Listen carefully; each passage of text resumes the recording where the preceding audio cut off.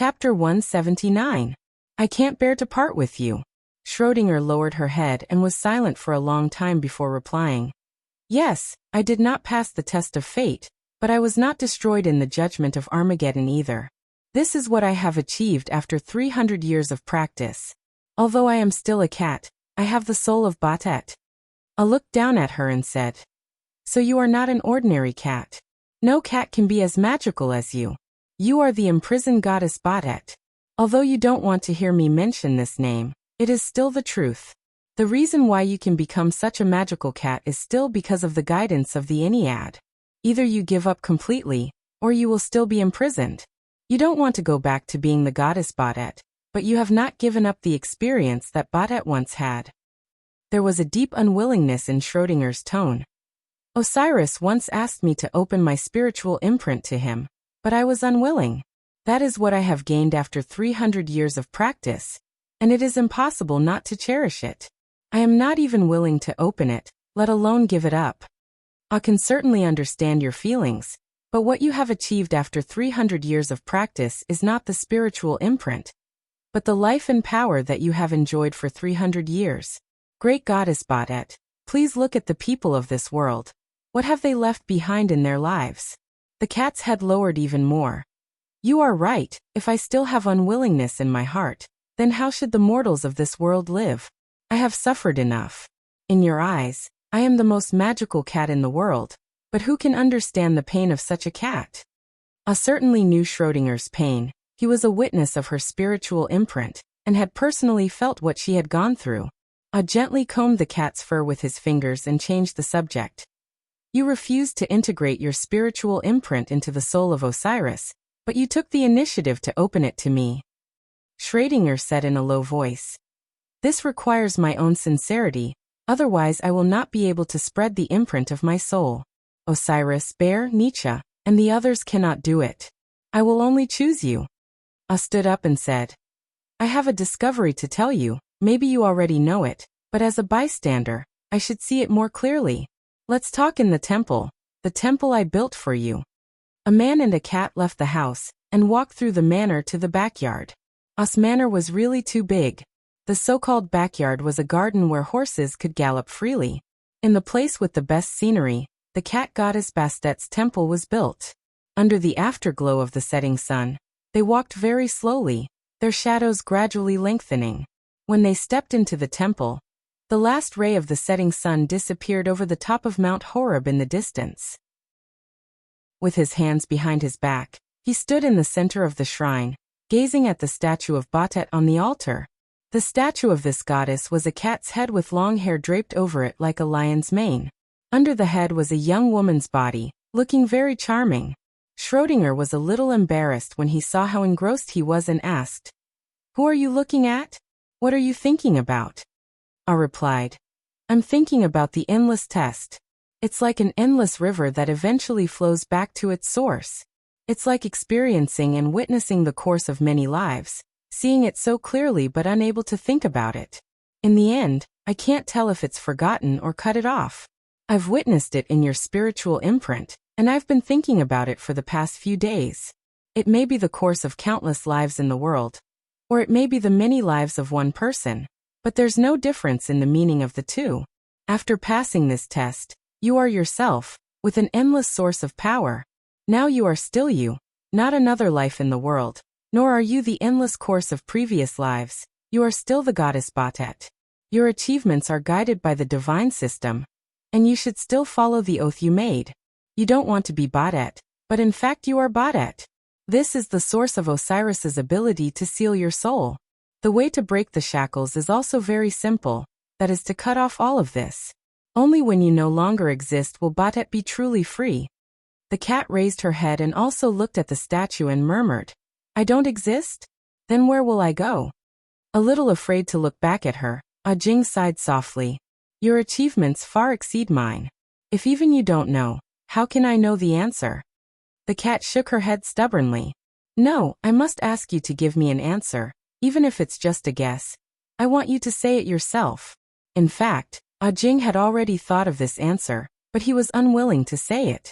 Schrödinger, however, insisted on asking, and he had to say, If the seal that imprisons your soul is broken, I don't know where you will go, but I know where you will be. Perhaps in the future, you will be in the endless verification of another life. But at that time, you will no longer be the Baudet of today, and perhaps you will be able to verify it, or perhaps you will never have the chance to reach that step. Baudet closed her eyes in the darkness. I understand. In fact, I should have understood it long ago, but I still refuse to give up. Jing finally turned around and looked at Schrödinger. Today you should be able to do it. You just need an external force to break the seal that imprisons your soul. I am this external force, and spreading your spiritual imprint on me is the process. Thank you for telling me all the secrets of your hundreds of years of achievements. The cat still did not open her eyes. Yes, I can finally let go of this shackle, but when the time comes I can't bear to part with it. I asked gently.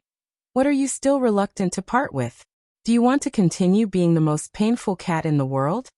Schrödinger finally opened her eyes, and unexpectedly, they were filled with tears. I can't bear to part with you. I didn't know what to say. Of course, he couldn't bear to part with this cat either. Since the day he left his hometown, Schrödinger had always been accompanying and guiding him.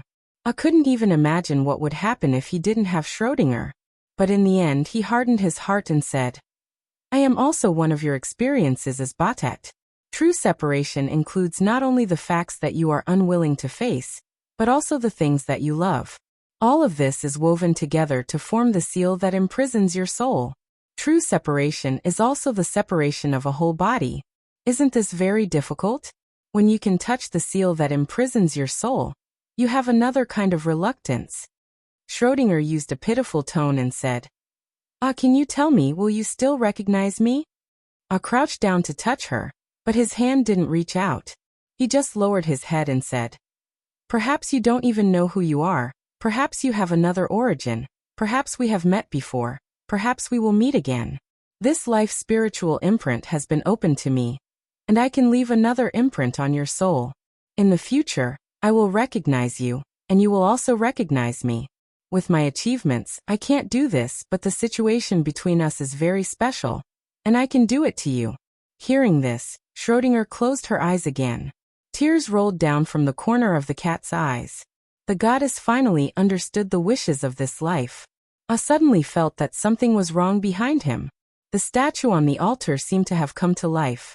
He hurriedly stood up and turned to look, but heard someone say behind him, are you looking at me? It was really the voice of a woman, not coming from the soul. He turned around again and saw her. The cat named Schrödinger finally turned into a woman. It had the same body as the statue on the altar, but it didn't have the head of a cat with a lion's mane. Instead, it was a pretty woman. The tip of her nose was slightly raised, and her pink mouth was very cute. I stepped forward and said, I finally see you. You have broken free from the seal that imprisons your soul. Schrödinger gently shook his head. No, this is not a true break, but a farewell before I leave. I have restored Baudet's power, but as long as I use this power I will leave. Maybe you don't have to leave in such a hurry. Schrödinger, there are some things you still don't understand. I can use the power of the goddess Baudet to help you fulfill your last wish, which also means that I will disappear from this world. But I don't want you to see that scene, so I will leave before sunrise. I looked at the starlight sprinkled on the doorsill of the temple, and opened his arms to Schrödinger. At least for now, there is no sunrise yet. Before sunrise the next day, Schrödinger quietly left. I sat alone in the temple for 3 days.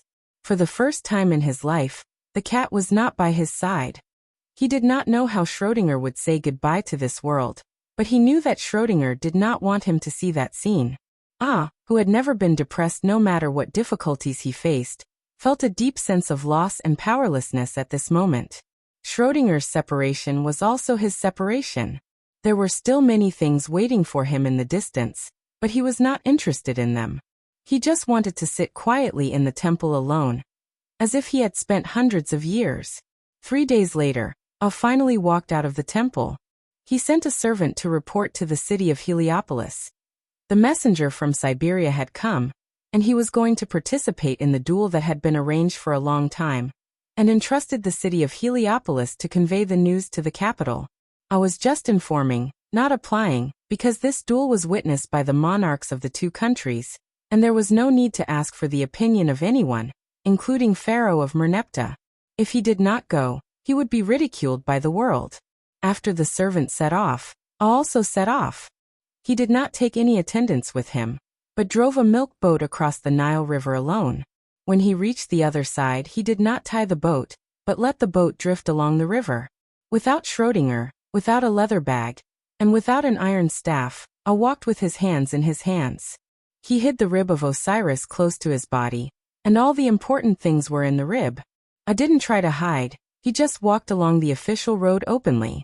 When he arrived at the city of Heliopolis, the governor and the local garrison were alarmed. The lords hurriedly received the supreme general of the empire, and asked him why he came alone. I answered frankly at the banquet that he was going to participate in the duel that was known to the world, and took out the letter sent by the messenger from Siberia. So that was how it was. The supreme general's bearing impressed everyone present, and he went alone to such a faraway place to keep the appointment. When I set off from the city of Heliopolis, the governor sent carriages and guards to escort him. The news spread quickly, and when I passed through various cities, he was received with great ceremony along the way, like a welcoming ceremony. When I arrived in the Cape States, the welcome reached the most enthusiastic high. Lord Roddick, the governor of Cape, personally went to the border of the territory to wait for him. The generals of the NRA Legion lined up to welcome the Supreme General, and they welcomed Ah to the Cape States. Roddick was the current commander of the NRA Legion, but his prestige could not be compared to the former commander of the Legion, Ah.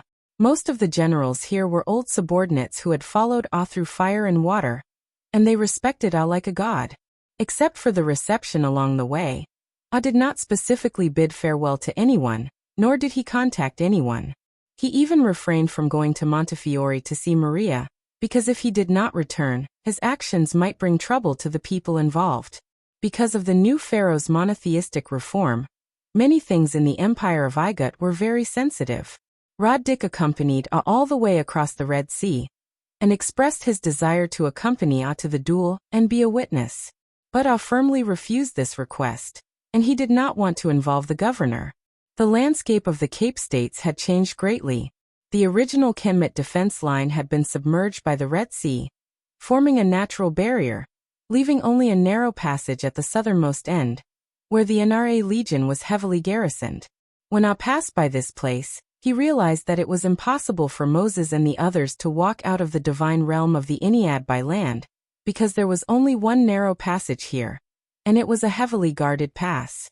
If the fugitive slaves wanted to leave, they could only try to cross the Red Sea in the north. The passage at the southern end of the Red Sea had now become an important town, not only a military fortress, but also the throat of the trade route.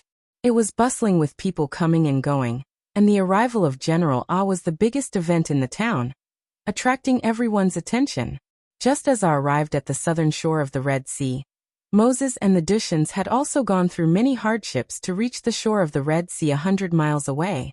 Starting from the outskirts of the city of Heliopolis, passing through the city-state territories of Bubas, Tanis, and Cape, Moses and the others walked for half a year. Walking through the deep mountains and valleys, without carriages or livestock, the journey was particularly difficult. The messengers sent by Seth obstructed their footsteps in various ways, and they encountered terrible storms and huge hailstones falling from the sky on the way.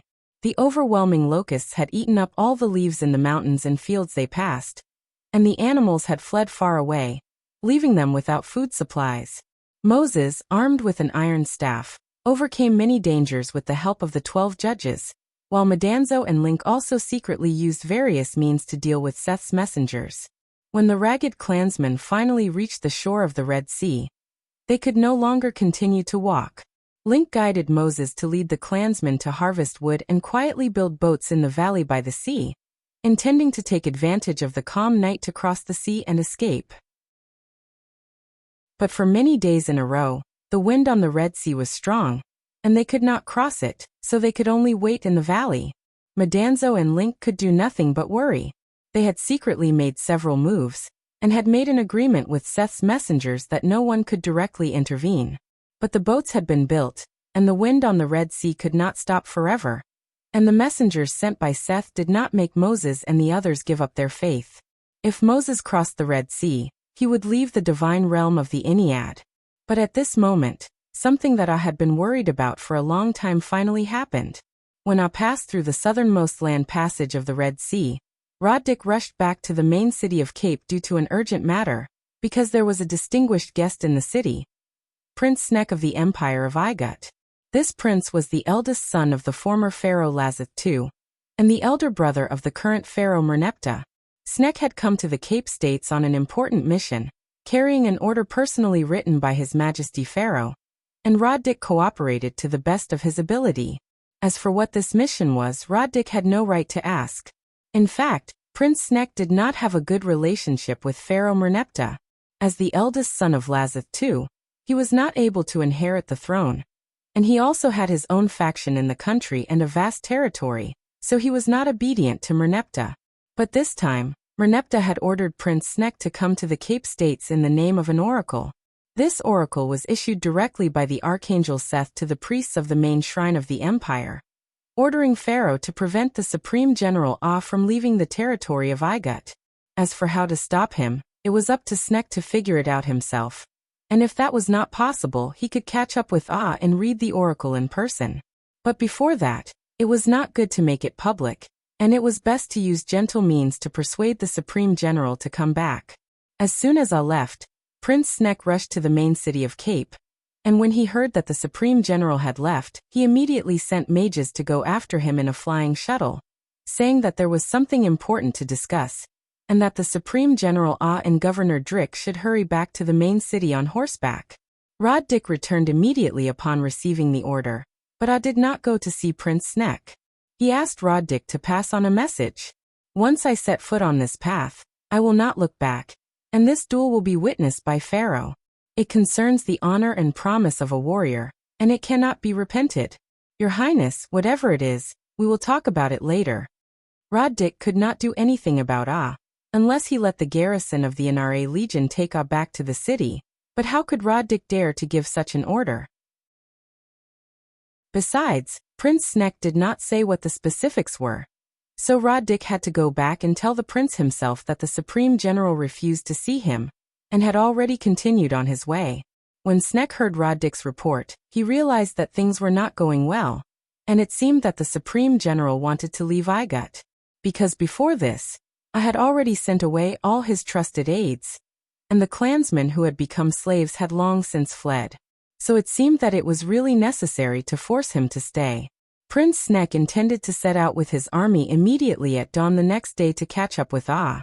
That night, the priests in the shrine of Cape were again guided by the archangel's oracle. The fugitive slaves that Pharaoh had ordered to be wanted throughout the country were finally found. They were in a valley on the Red Sea, quietly building boats to cross the sea. Chapter 180. 164. Batek divides the Red Sea. When Prince Snek received the news, he immediately sent an army to capture Moses and the other Duk miners. His orders were very strict. If they could not be captured alive, they could be killed. In order to ensure that his orders could be carried out thoroughly, Prince Snek not only sent the garrison troops of the Cape States, but also a group of elite guards that he had personally brought with him. Prince Snek came with his guards. Not only were there warriors, but there were also more than a dozen mages, a total of 300 people, far more than the normal number of personal guards of a prince. Roddick was not stupid, and when he saw that Prince Snek had brought so many people, he understood something in his heart, but he could not stop it from happening. Snek sent out 100 of the 300 guards he had brought with him, led by the captain of his personal guard, and had Roddick mobilize 200 garrison troops of the city, as well as a group of priests from the shrine. At dawn, they set off for the Red Sea coast to capture Moses. He himself led 200 guards, accompanied by Roddick, and headed east in pursuit of King Abdullah. When Snek arrived at the fortified town at the southern end of the Red Sea, King Abdullah had already left for the border of Cape. Snek mobilized another 800 cavalry and charioteers stationed here, and together with the original guards, there were 1,000 men, and they set off at full speed in pursuit of King Abdullah. As soon as these two groups set off, Madanzo and Link quickly realized that Moses and the others had gone berserk, because a group of cavalry was heading straight for the Red Sea coast along the nearest road, and their target was the valley where Moses and the others were hiding. Link asked Madanzo, "What do we do? Let them escape, or forcibly cross the sea?" Madanzo shook his head and said, "They can't escape, their whereabouts have been exposed. How can Moses and the others outrun the cavalry? If we forcibly cross the sea, the winds will not subside, and the two of us will cast spells to ward off Fensitha's emissaries. The winds will still rise, and Moses and the others are likely to die in the sea. Since we are already in a desperate situation, we might as well pick up weapons and fight." Link, the other side has 300 regular soldiers. Moses and the others are no match for them. Madanzo said, "The miners of Duk are not weak. Of course, it is impossible for all of them to escape, but it is still possible for a dozen of them to snatch the horses and run away. Now that things have come to this, it's better to save as many people as possible. It's better than being completely wiped out." The two of them discussed for a long time, but couldn't come up with a better idea. They could only inform Moses to prepare for battle. Moses and his clansmen were eating in the valley. Beside them were 3 wooden boats that had been built. There was no wind around them, but the Scarlet Sea in the distance kept churning. They could only continue to wait. Suddenly, he heard the voice of the oracle. "Moses, there is a group of 300 cavalrymen coming here. You have to inform your people to prepare for battle. Muster up your courage and fight with all your might. Seize their horses and escape to the north. I will guide you to the escape route." Moses was taken aback. He secretly asked, "Messenger of God, are we finally going to fight Igut's army?" Link asked, "Why are you afraid?" Moses shook his head and said, "No, I am eager for this battle. Even if I have to give up my life, I will not hesitate. The journey of searching for a home is the pursuit of life. Whether it succeeds or not, I will work hard for it. The staff that God gave me is not just for traveling." Link said with relief, "Very good. God was right. Don't panic. Let your clansmen have a good meal. The pursuers will not arrive until the afternoon. Since battle is inevitable, let's wait for them to tire themselves out." Link told Moses to prepare for battle, but he and Madanzo knew very well that they would not be able to save their clansmen in this battle. It would be lucky if only a few of them could escape. He said to Madanzo, "I'm afraid we will not be able to complete the task that Almighty has given us." Madanzo sighed and slowly took out the key of fate. That is what they have to face. Igut's frog goddess Hecate, snake god Ejo and crocodile god Sobuk have been secretly watching us. If they are allowed to enter the battlefield, none of the Dushans will be able to escape. Link also sighed. If they appear on the battlefield, we will also rush in and fight. We will use the shuttle to take Moses and David away. This is the worst-case scenario. Moses waited for his clansmen to finish their lunch before he stood up and shouted, "Clansmen, we have gone through untold hardships to reach the shores of the Red Sea, and are about to break free from our cage. But our whereabouts have finally been exposed. The messenger of the evil god Igut has sent an army to hunt us down. A cavalry of 300 men is rushing here. Please take up your weapons and prepare for battle. Use battle to free our bodies and souls. May God be with you and me." The clansmen panicked. Someone shouted in fear, "Are we going to fight against the army of Igut? Didn't God say that he would guide us away? Why would he let the army catch up?" Joshua said to the crowd, "The path that God guides us is also our own wish, but God did not say that there are no thorns on this path. If we do not have the courage to fight, why should we pray for God's protection? Thank God for giving us food, strength, confidence, and hope, so that we can take up arms against our enemies. Although I am not as strong as the judges, I will fight without hesitation." The miners picked up their hammers, machetes, hoes and other weapons, and waited in the valley for the arrival of Igut's cavalry. Some people's hearts were firm, some were restless, and some were praying in panic. Time seemed to drag on. The sunlight shining on the valley became hotter and hotter. Many people were sweating without realizing it. Moses stood on a high vantage point, looking at the two sides. His eyes were resolute, but there was also a hint of helplessness. A few dozen miners against 300 elite cavalrymen of the Empire. It was impossible for them to win. They could only snatch the horses and let some of the miners escape. At this moment, an almost irresistible pressure suddenly permeated the valley. Caught off guard, some of the miners fell to their knees. They did not know what was happening. They stared at the sky with wide eyes. A majestic voice rang in their minds at the same time. Slaves of Duk, listen carefully. I am the Archangel Seth. The merciful God has mercy on the lowly lives. You have disobeyed the orders of Pharaoh. God has given you sufficient punishment along the way. Now that the army of the Empire is chasing you, you have nowhere to run. I can let you go and give you freedom, but it must be in my way. Seth was speaking like a real god. The powerful force permeated between heaven and earth. Madanzo and Link, who were hiding in the distance, could not get close. Someone shouted to the sky, God of Igut, what will it take for you to let us go back to our homeland and end all this? Seth replied in a low voice, It's very simple, as long as you make an oath and promise one thing. Build a shrine for me after returning to the Duk Plain, and sincerely offer sacrifices and prayers to me. You will be able to leave Egypt safely and return to your homeland. Kneel down and make a covenant with me. Swear to me, and the pursuers will retreat. The wind on the Red Sea will calm down. Some people had already knelt down, and some were trembling under the powerful pressure. Moses stood as straight as he could with his staff in his hand.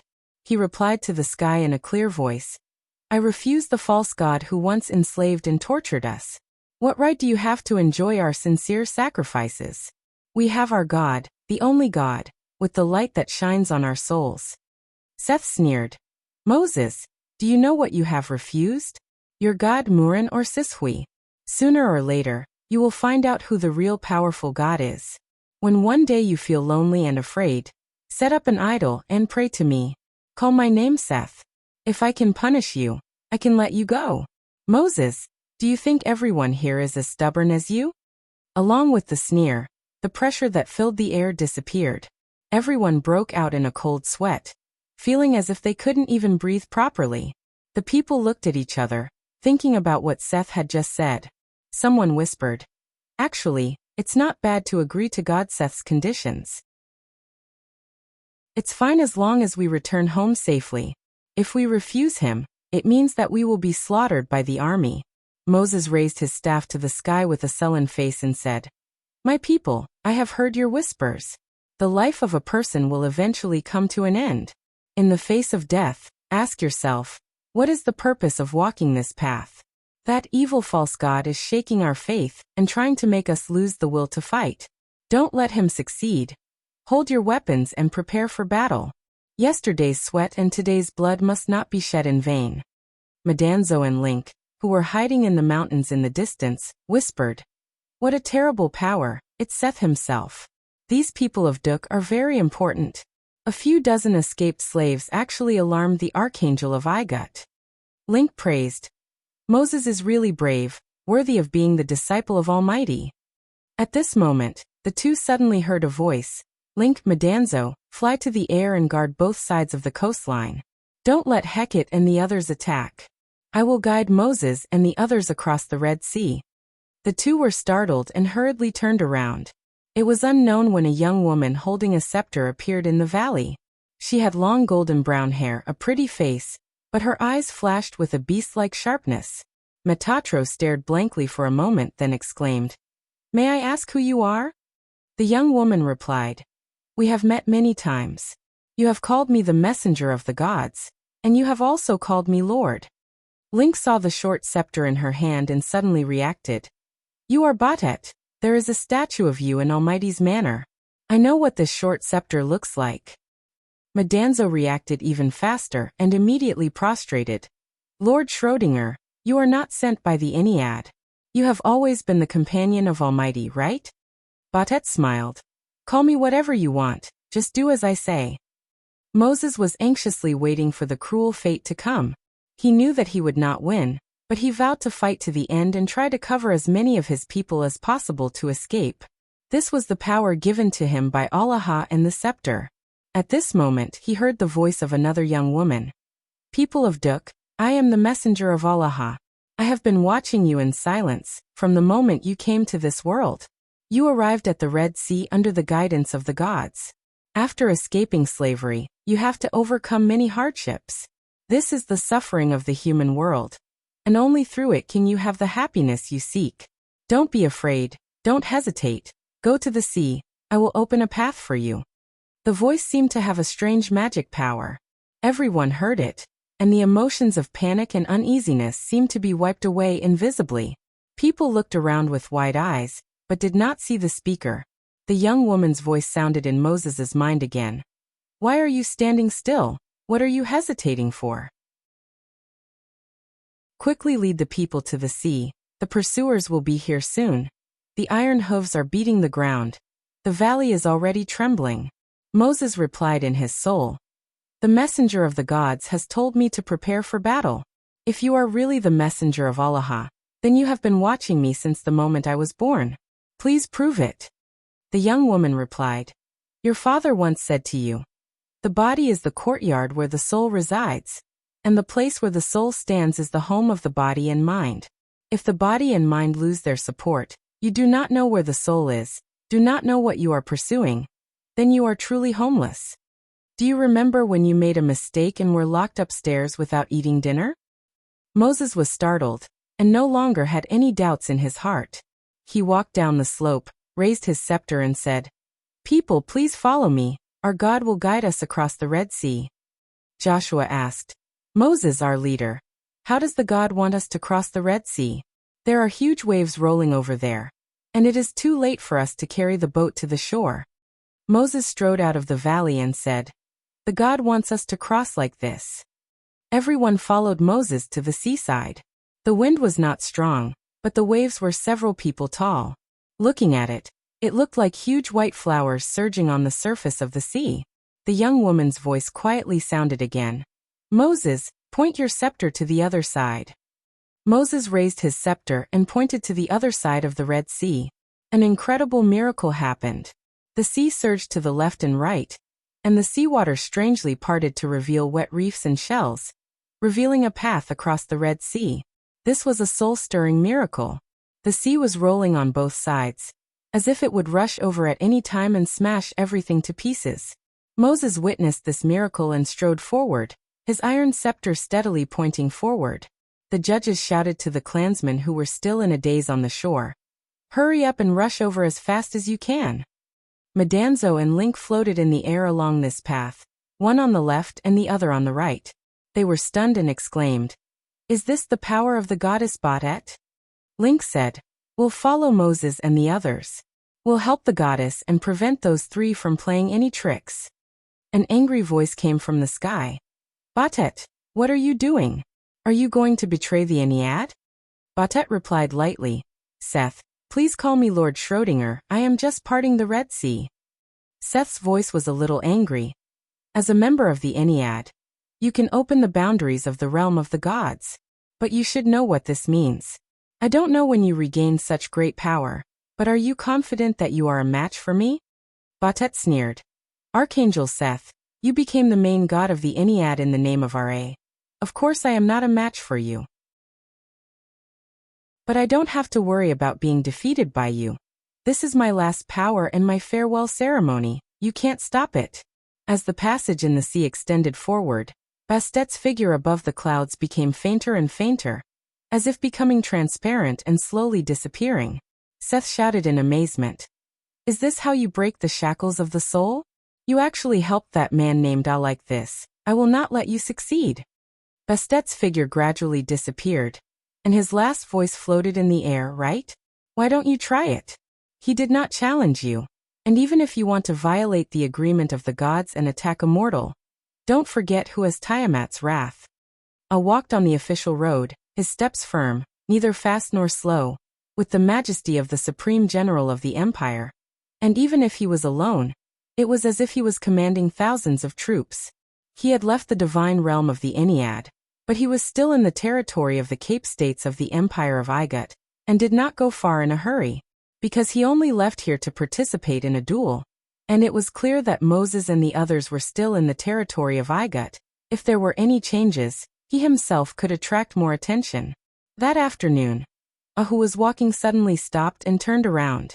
From far away in the northwest came a powerful fluctuation of magic power, causing even to feel a deep shock. Could it be that the gods had made a move, and Moses and the others were in trouble? Had the experience of Schrodinger's spiritual imprint, and the gods would not directly do something, and there were some special agreements between the gods, so who was doing what at this moment? I wanted to rush over to see, but he stood there and did not move, because he still had his own troubles. A thunderous sound came from the west, and the earth trembled slightly. I was very familiar with this sound. It was the cavalry and chariots galloping in formation, and they were rushing towards his position. He did not take out his weapon, and stood with his hands behind his back, waiting quietly. A moment later, a military formation in bright armor appeared on the horizon, and the chariots and cavalry still maintained a neat formation even as they advanced at high speed. About 100 paces away from a horn blew out a series of short sounds, and the chariots and horses slowed down and stopped steadily at the same time. Obviously well-trained troops. These people were of course elites, and apart from the 200 guards of Prince Sneak, the other 800 soldiers were personally trained by A. The military formation stopped and Roddick shouted, "Supreme General, please wait." A asked in return, "I'm already standing here, Lord Dick. Who are you going to fight with so many troops?" Roddick braced himself and shouted, "We are here to invite the Supreme General back. Prince Sneak sent someone to invite you to discuss important matters, but you refused to see him. So His Highness the Prince came in person. To invite the Supreme General back in such a grand manner is the supreme glory of the Empire." Chapter 181. 165 Asha killed Pharaoh's eldest son Prince Sneck, who was sitting in the carriage, finally spoke. "Asha, Pharaoh ordered me to bring you back." Asha's voice was not loud, but it could be heard clearly by the more than 1,000 people on the opposite side. "Your Highness Prince Sneck? It must have been hard on you to bring so many people and travel so far for me. Now that you've seen me, please tell Merneptah that Supreme General Asha has resigned." Prince Sneck shouted angrily. "The reward of the Empire, the glory bestowed upon you by the gods, do you think you can give it up just because you want to? Are you going to give up your territory, your title? Even if you resign from your post as Supreme General of the Empire, you still have to obey the orders of the Empire." Asha sighed softly and replied, "Sneck, I don't think you understand one thing. I have done enough for the Empire of Igut, and it can only be said that your father, Lazith II Pharaoh, owes me, and I don't owe you anything. What orders Merneptah gave you has nothing to do with me." Prince Sneck's face was very ugly. "Supreme General Asha, do you know the consequences of speaking like this? No matter what, you have to come back with me, and I also want to tell you that your fugitive slaves, the Dushians, have been found, and they are trapped on the Red Coast. I sent cavalry to capture them this morning, and if they can't be captured alive, they will be executed on the spot. If you are willing to go back with me now, I can send someone to take back the order. Otherwise, you and your people will suffer the same fate." Asha's face did not change, but his pupils were contracting. He calculated in his heart that if the cavalry had set off from Cape States to the Red Coast in the morning, as long as they knew where Moses and the others were hiding, they would have caught up by now, and it would be too late for Prince Sneck to send someone to take back the order. All that had been said just now was nonsense, and he hoped that Madanzo and Link could guide Moses away in time. Sneck saw that Asha was silent and thought that his threat had worked, so he softened his tone a little and said, "Supreme General, I don't want to make things difficult for you. As long as you are willing to go back with me, everything can be discussed. You have made immortal contributions to the Empire, and no matter what mistakes you have made, they are forgivable." I took a step forward and said, "Snake, did you really give that order?" Although he was 100 paces away, Sneck's heart still raced under his stare, but he could not lose the dignity of an imperial prince, so he swallowed and nodded. "Yes, if the Supreme General is willing to turn back, I will immediately rescind the order and send someone to chase after the cavalry. Those people are your slaves. You can personally order for them to be captured." I took another step forward and asked, "If I refuse your request, will you give the same order?" Sneck's forehead beaded with sweat involuntarily, and he shouted in a deep voice, "Ah, don't you dare lie to me." Ah slowly walked with his hands clasped behind his back, his voice echoing across the wilderness. "What right do you have for me to control you? I'm not from Igut." Back then, I traveled thousands of miles to Igut in order to return the belongings of the chief priest of the Cape Shrine, Nero. I received a gift from Nero when he was still alive. Because of this gift, I was hunted down by bandits of noble status and almost died on the banks of the Nile River. It was the Holy Maiden and the Supreme Warrior Gabriel who passed by and saved me, making me an honorable warrior.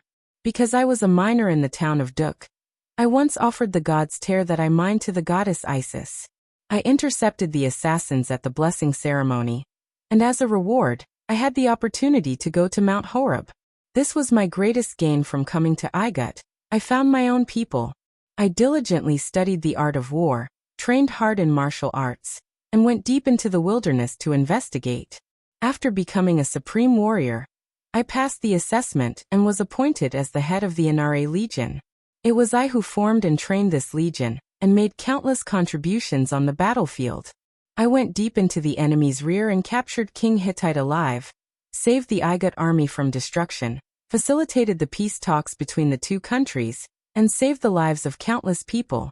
When the army returned home, the Uruk Legion attacked, and in the face of danger, I was ordered to command thousands of troops and repelled the most powerful enemy on the continent. The glory I received was deserved, not a gift from Lazith II. I don't care about titles and titles. I only have one wish, and that is to be able to return my people to their homeland. I have done so much, but your father Lazith II still refused this request, so they became my slaves. I have a territory in the plains of Duk, and I ordered my slaves to reclaim it. This is not against any law, but the reality is that they have to flee. It was I who acquiesced in their escape, and it was they who were willing to flee. Let me tell you, this is not a secret, and His Highness Prince Sneck should be aware of it. Now I am going to a faraway place to participate in a duel. And the reason for this duel is that I once captured King Hittite alive. And I captured King Hittite alive to save the Igut army, and your father His Majesty Lazith II. You are just an ordinary stranger to me, but you are leading an army that I have trained myself, preventing me from fulfilling my promise, ordering the killing of my people, and threatening to give me the same fate. If you were me, what would you do at this moment? Do you laughably think that I would be afraid of death, and that a person who is afraid of death would capture King Hittite alone? As he spoke, I had already walked about 70 paces away from the army formation, and his expression became more and more gloomy. Prince Sneck suddenly felt a trace of danger and shouted hoarsely, "Ah, stop!" I ignored him and continued to walk forward slowly, saying as he walked, "You were the one who wanted me to come back, and I am walking back now, so why do you want me to stop?" Prince Sneck shouted, "Ah, the lives of your people are still in my hands, don't act rashly." I sneered and said, "That is the fate they will face. I have my own choice and will bear the consequences of it." "Sneck, are you afraid? Have you already seen your own end?" Sneck raised his arm and said, "Why would I be afraid of you? I am the prince of the Empire of Igut. You shall not be rude." In the army formation, the commander-in-chief making such a gesture was a command. The archers knocked their arrows, and the cavalry also raised their spears, twisted their waists and spread their arms back. I sighed.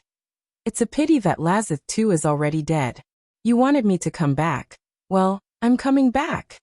As he spoke, he was only about 50 paces away, and for a supreme warrior, he could launch a fatal blow at any time. Sneck couldn't believe that I would take the initiative to attack. He had never been on the battlefield, nor had he seen a person like Enkidu, but us advancing step by step also made him panic, and he shouted, "Ah, please kneel down and be bound, don't come over. Go back, or I will order an attack." I sneered. "Kneel down and be bound, why should I? Aren't you here to ask me to go back? What right do you have to order an attack? Sneck, do you dare to make a bet? A bet on what will happen to you?" O's voice carried a strange power that attacked the soul, and Sneck's ears buzzed, his mind filled with a feeling of being torn apart. Seeing O's murderous aura rising with every step, he finally couldn't help but raise his arm and wave it forward. Attack, this is God. He wanted to say that this was an order from the oracle, but I didn't give him a chance to continue speaking. Only a few dozen paces away, Sneck's arm fell, and O's slow figure suddenly turned into a shadow and pounced straight over. Without a weapon, he threw a punch with his bare hand. Arrows and spears rained down, and Sneck set up a battle formation with his own guards in the middle, and the chariots and cavalry of the Inare Legion lined up on both sides. The arrows and spears of the Inare Legion soldiers were all empty, and they passed behind Ah and landed in the open. Ah's speed was too fast, and by the time the soldiers attacked, he was no longer where he was. In fact, even if he wasn't fast, those arrows wouldn't have hit him. The soldiers of the Inare Legion were unwilling to attack Ah, but they were under orders to complete the mission. Trained soldiers knew that when attacking a moving target from the side with a projectile weapon, one must consider the flight time of the weapon and the speed of the opponent's advance, and one must not aim directly. But these soldiers deliberately attacked behind Ah. Anyway, everyone was attacking together, and no one would care who missed. But the personal guards around Sneck would not show mercy, and arrows and spears flew head-on towards Ah. Ah waved his fist, and the air in front of him erupted with a faint silver light. A storm-like force shot out, and the arrows and spears were all swept away. The guards felt the surging pressure whistling in their eardrums, and for a moment they couldn't even hear anything. Ah's punch sent several knights in front of Sneck's chariot flying along with his horse. Several mages around Sneck had just raised their staffs, and a colorful shield rose in front of the chariot, among which there was a transparent air elemental armor, and a fire dragon shot out to meet Ah's incoming figure. The prince was accompanied by several mages, one of whom was a supreme mage. The methods of these people were brilliant, and if they had launched a joint attack from the beginning, even if they couldn't take Ah down, they might not have given him a chance to get close. But now the time to react was too short, and they could only do so in a hurry. Dan punched out with explosive energy and surging silver light, sweeping away the arrows and javelins flying towards him. He scattered the fire dragons that were flying out, and with a series of explosive sounds, he shattered the layers of barriers. In the end, there was only a muffled bang, and the air elemental armor that the supreme mage had blessed Prince Sneck was forcibly shattered. Ah's fist did not directly hit Sneck, and he was sent flying backward by the powerful impact. Just as Ah's right hand shattered the air elemental armor, his left hand also threw a punch, meeting a sword thrust from his side. Roddick was sitting in the same chariot as Sneck. The governor was also a 6th-level warrior, and when he saw Ah get in the chariot, he gritted his teeth and drew his sword. Ah punched back without even looking. His fist was covered with a thin film of silver light, like an invisible glove, and it shattered Roddick's sword from the tip all the way to the edge. The governor flew out and was caught by a mage before he hit the ground. From the moment Sneck gave the order to attack to the sound of a bang on the chariot, it was only the blink of an eye, and then two figures flew out one after the other, Ah and Roddick. Prince Sneck sat motionless in the chariot, leaning against the back of the chair and tongue-tied, like a stone statue frozen in fear. Roddick was caught, and he fainted as soon as his eyes closed. Several accompanying mages hurriedly cast healing magic, but they did not wake the head of the legion up for a long time. It seemed that he was badly injured. The center of the army formation was in a mess. Without the head of the legion's orders, the soldiers of the Inare Legion did not act rashly, and Sneck's personal guards were, of course, most concerned about the safety of His Highness. Snake was completely unscathed, and Ah's fist only hit 3 feet in front of him, breaking his air elemental armor, and then flew back after a sword fight with Roddick. His Royal Highness the Prince was probably scared out of his wits. The captain of the guards and the accompanying court supreme mage jumped into the chariot, and the guards surged to the front of the chariot like a flood, raising their shields high, and the magical formation was activated to guard the area tightly, protecting the safety of His Highness. The captain of the guards gently patted Sneck on the cheek. "Your Highness, are you all right?"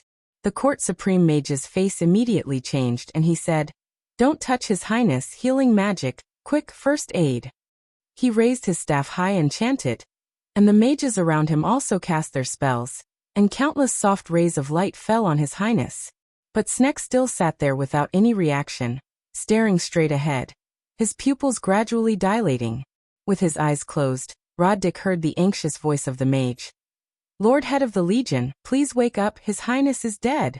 In fact, Roderick did not faint at all. Anna's punch had caused his chi and blood to tumble, but there seemed to be a tacit understanding between the two of them. Roderick was sent flying with a somersault, but he only suffered a slight shock. Roddick was caught, and he closed his eyes, and no matter how the mage treated him, he insisted on being unconscious. Ah's punch had saved him, and as the head of the Inare Legion he was sitting next to Prince Snek with more than 1,000 troops.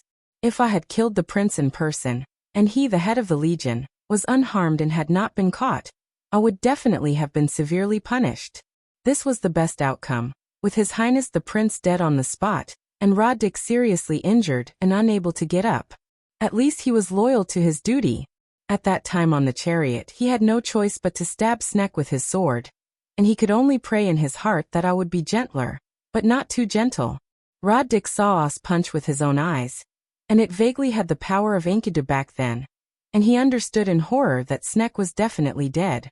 Snek had never been on the battlefield, and had no experience in commanding battles at all, let alone seen a warrior who could take the head of a commander in an army of 10,000. He probably did not expect this scene before he died.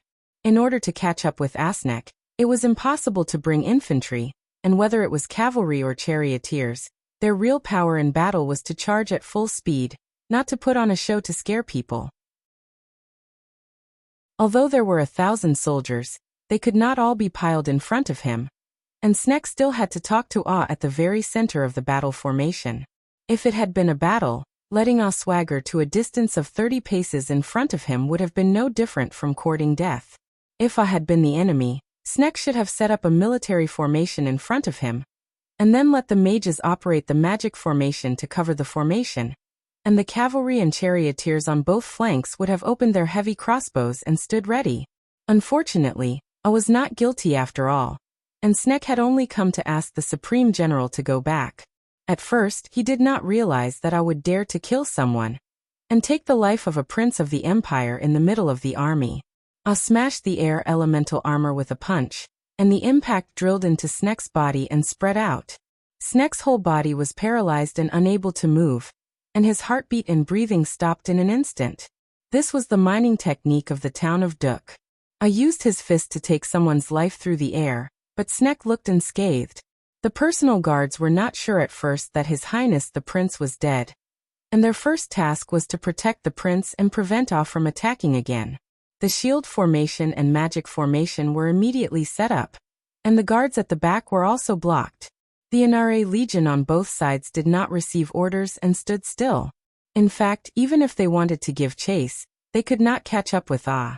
Ah flew backward and landed steadily 100 paces away, then walked away with his hands clasped behind his back.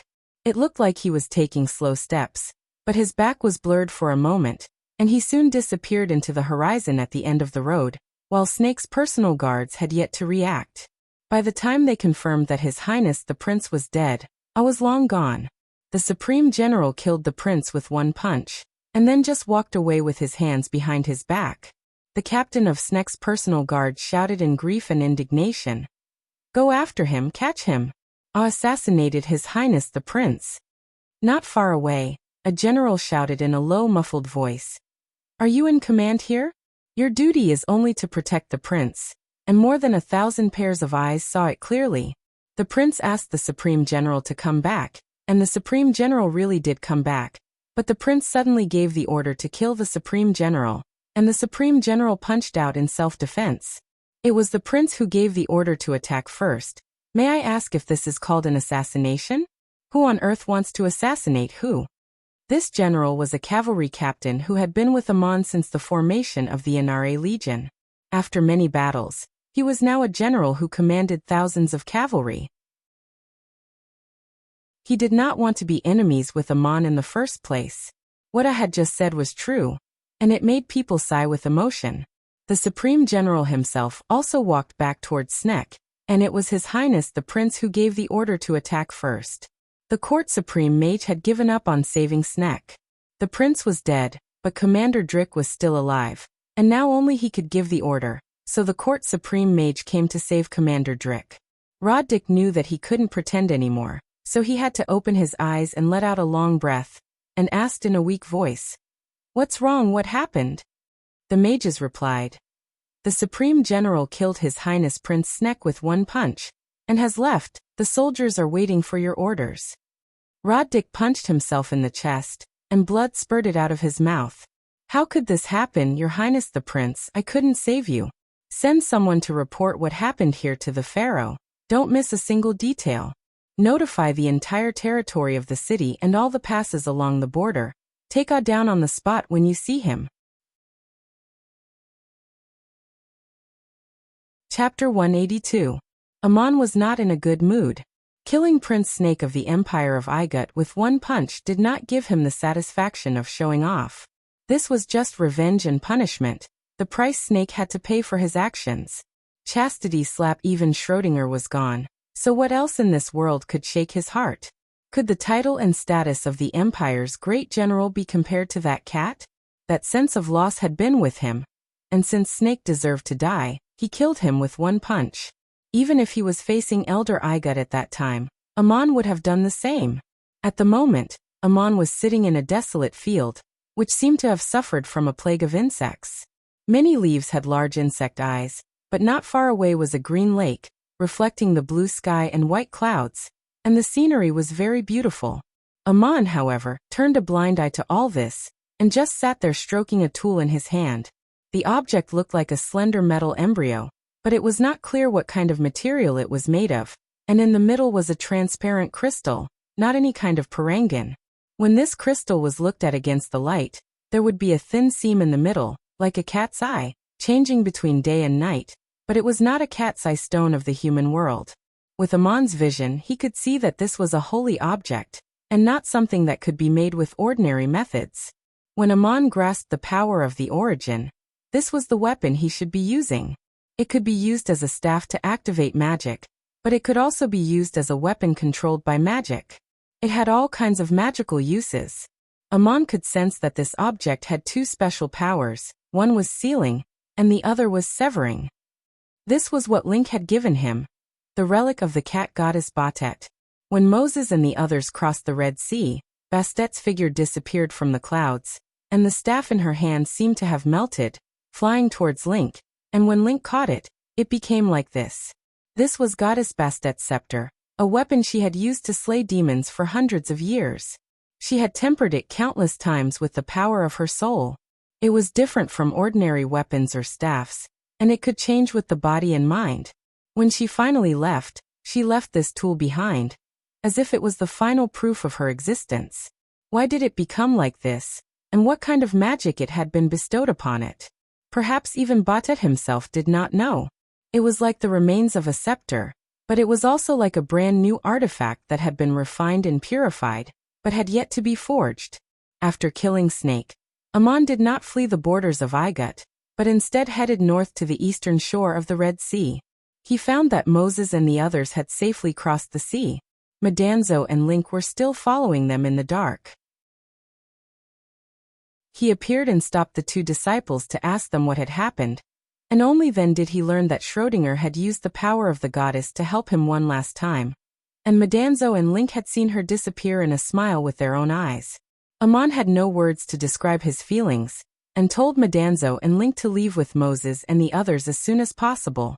Although they were already out of the divine realm of the Ennead, they were still within the borders of Igut. Don't forget to bring enough water and food before you go, as they would be crossing the desert not far from the borders. Madanzo asked, "Ammonius, aren't you leaving with us?" Amon shook his head and said, "The road ahead is still very difficult and dangerous, so be careful. I have just killed Lazithai's eldest son, Prince Snake of the Empire of Igut, and I will walk straight out of the border checkpoint, so that everyone will know my whereabouts, and Moses and the others will be able to escape from an uninhabited place." The two disciples still wanted to say something, but Amon waved his hand and closed his eyes without saying a word, and they had no choice but to leave.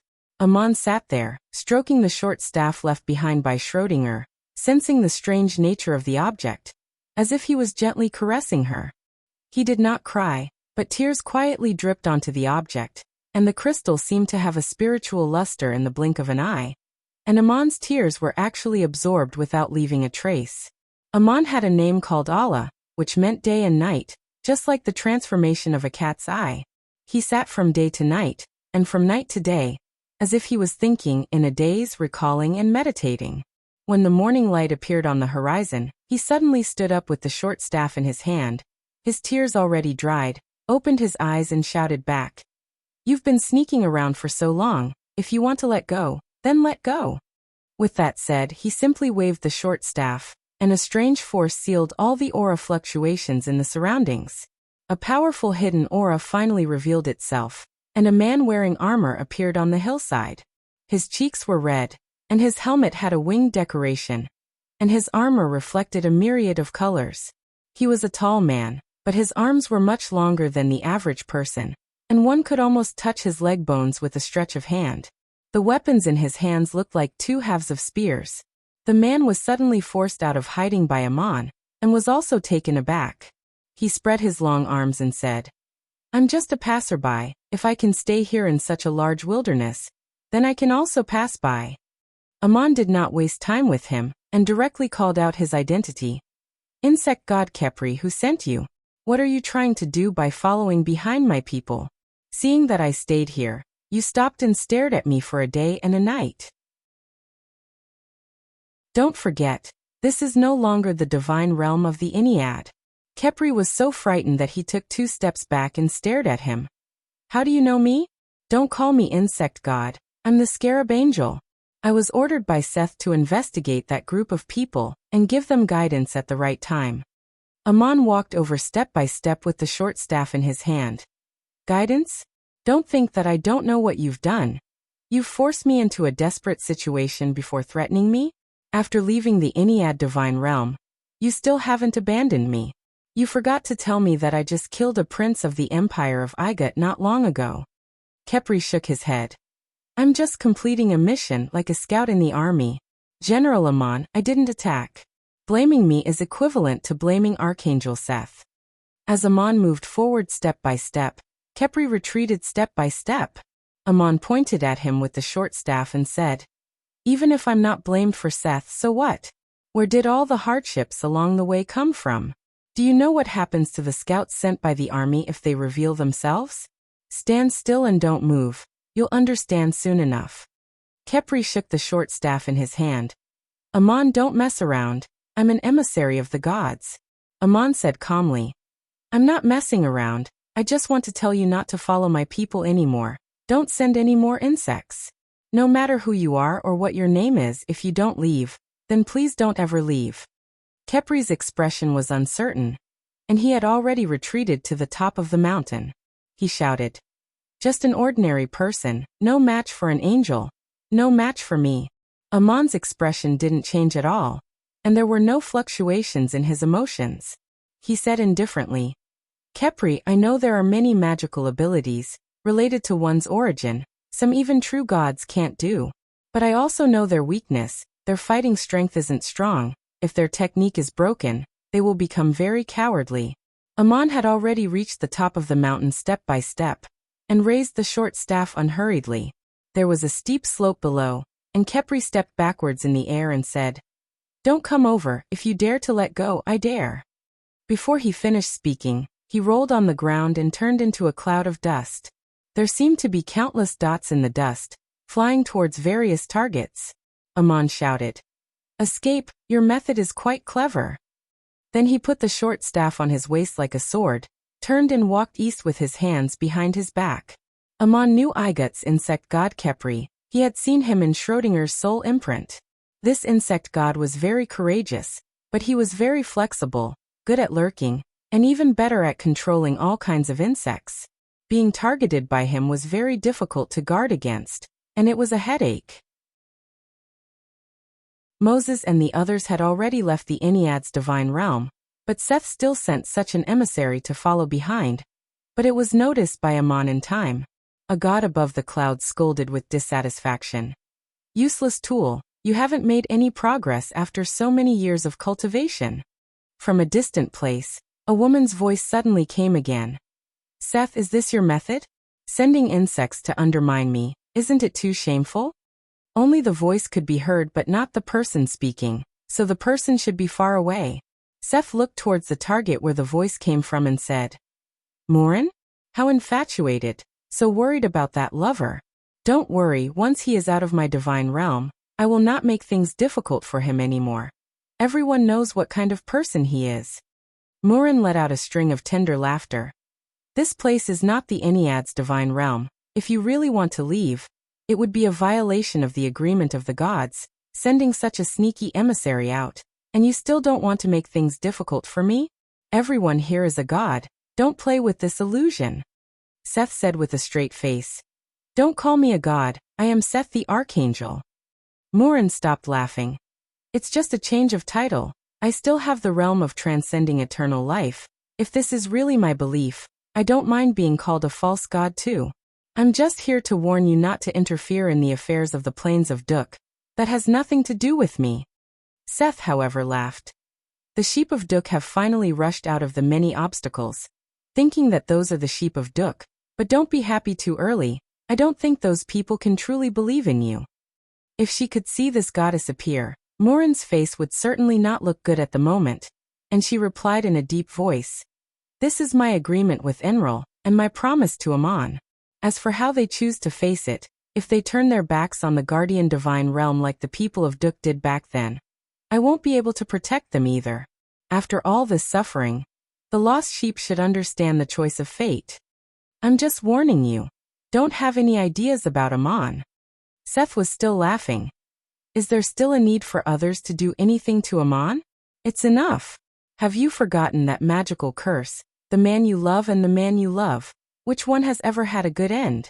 Enkidu has just proven this. How can Amon escape? Take a good look at Amon, he is still a child, and how much suffering has he endured over the years? The gods are looking forward to witnessing the curse that has plagued them once again display its unimaginable power.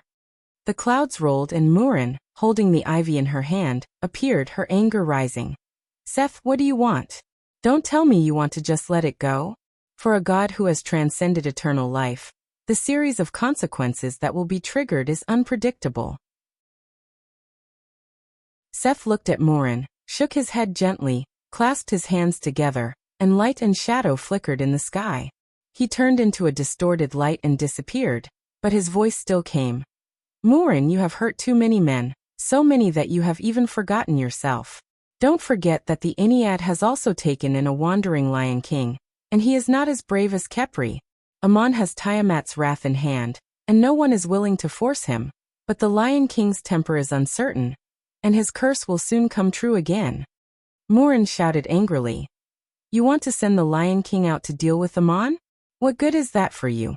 Seth's voice became more and more erratic. I am not sending the Lion King out. I am just telling him all this and allowing him to leave. He will naturally find that lover to duel. Let Amon pray for Morin's blessing. Amon killed the prince of the Empire of Igut. The temple will send someone to arrest him. And as the archangel they believe in, it is also my responsibility to let an emissary provide help. Amon untied the ropes towards the borders of Igut. He climbed mountains and waded through rivers, and directly passed through villages and roads without avoiding them. In fact, he did not care if anyone had seen him. At night, he also ate and stayed in several towns and bought a lot of tools. Roddick had ordered the arrest of Amon throughout the territory of the city, and the inspection missions were carried out by the guards of the city and the various checkpoints, while the search missions were carried out by the NRA Legion. Such a large city could not be searched by thousands of people. If Amon wanted to deliberately hide, almost no one would be able to find him. But Amon walked in a straight line towards the border, passing through inhabited places along the way. He also saw soldiers on horses coming and going. Obviously they were all out to arrest Amon, many of whom Amon found familiar, because they were his former subordinates. Strangely, these soldiers galloped back and forth on various roads, but they could not catch Amon. Some of the cavalry even saw Amon walking on the road, and deliberately shouted, "People in a hurry, be careful, don't let the horses hit you. We are under orders to capture General Amon." Then he spurred his horse on and rode away from Amon's side. This made Amon a little depressed. The soldiers clearly saw him on the road, but they just pretended not to know him, and did not catch him. In fact, Amon did not want to be caught, nor did he want to hurt these soldiers. How could these cavalry be a match for him? A nosy mayor reported to the patrolling cavalry that a person who looked like Amon had passed through the town yesterday, and even stayed in an inn for a night. The mayor was immediately taken away by the soldiers, and was interrogated for the whole day, making it seem as though he was the wanted man. After confirming the situation, they assembled a large group of soldiers. The soldiers came to the vicinity of the town and searched everywhere, but Amon had long since left through the wilderness. The journey was peaceful and uneventful. The mountains and rivers flowed in front of him, and then receded under his feet. Amon then met a group of cavalry galloping on the official road, and when they saw him from afar, they led their horses slowly, and then walked past him with trepidation. The officer in charge even specially greeted him. "We are in the middle of a mission. Further ahead is the border. People in a hurry. You still have one more night before you walk out of Igut." Amon nodded and said, "General on horseback, thank you." He finally smiled, and his heavy heart for the past few days felt a little lighter. This trip to Igut had not been in vain, and had left behind many beautiful memories.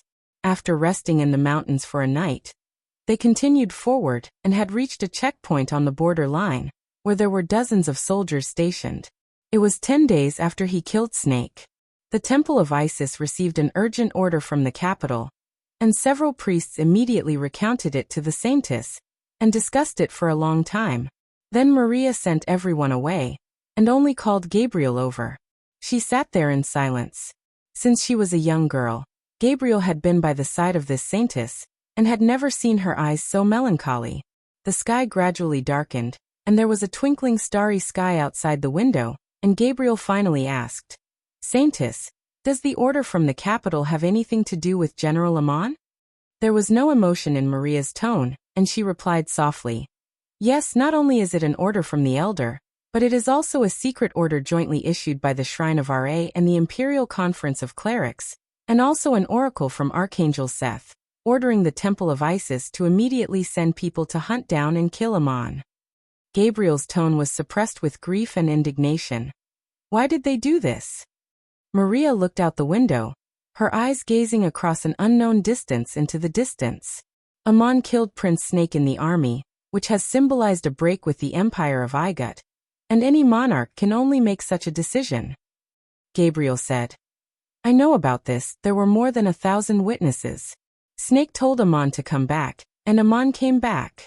It was Snake who ordered the attack, and then he was killed by Amon with a single punch." Maria nodded. If it was Amon, would it still be possible for him to return to Igut for trial? Just like with Bear in the past, the Empire decided not to pursue this matter publicly, but to directly send someone to assassinate him. Gabriel frowned and asked, "Who are you planning to send?" Maria pushed a scroll of documents to the other side of the table. "The oracle has named him, and the elder has officially ordered this task to be given to him." It was Amon who was discovered by the Nile River, and he has made a great contribution to the Empire, and it is also a great contribution. Today he has broken with the Empire, and it is also our responsibility to destroy him. These are the words of the elder's decree. The Empire will send him directly. Gabriel lowered her head and pursed her lips tightly in silence, while Maria looked at her with melancholy. After an unknown amount of time, Gabriel finally looked up and said, "Saintess, before I untie myself, do you have any other instructions?" Chapter 183. Gabriel took the parchment and asked, "The letter to me is also in order, but I can only read it after I fight Amon? But I'm a saintess. I'm going to assassinate him. If I'm still alive at that time, I'll understand." Maria waved her hand and interrupted her. "There's no need to say more. An order from the Empire is an order. I won't let anyone violate it. I also know who it is. Gabriel, how long have you been with me?" Gabriel bowed. "It's been 6 years since I first met you in Cape States. Maria, if you're not the saintess of the Temple of Isis, Do you have anything to tell me at this moment? Maria looked out of the window and showed a faint smile. Whether I'm the saintess or the girl named Maria, I have to thank you.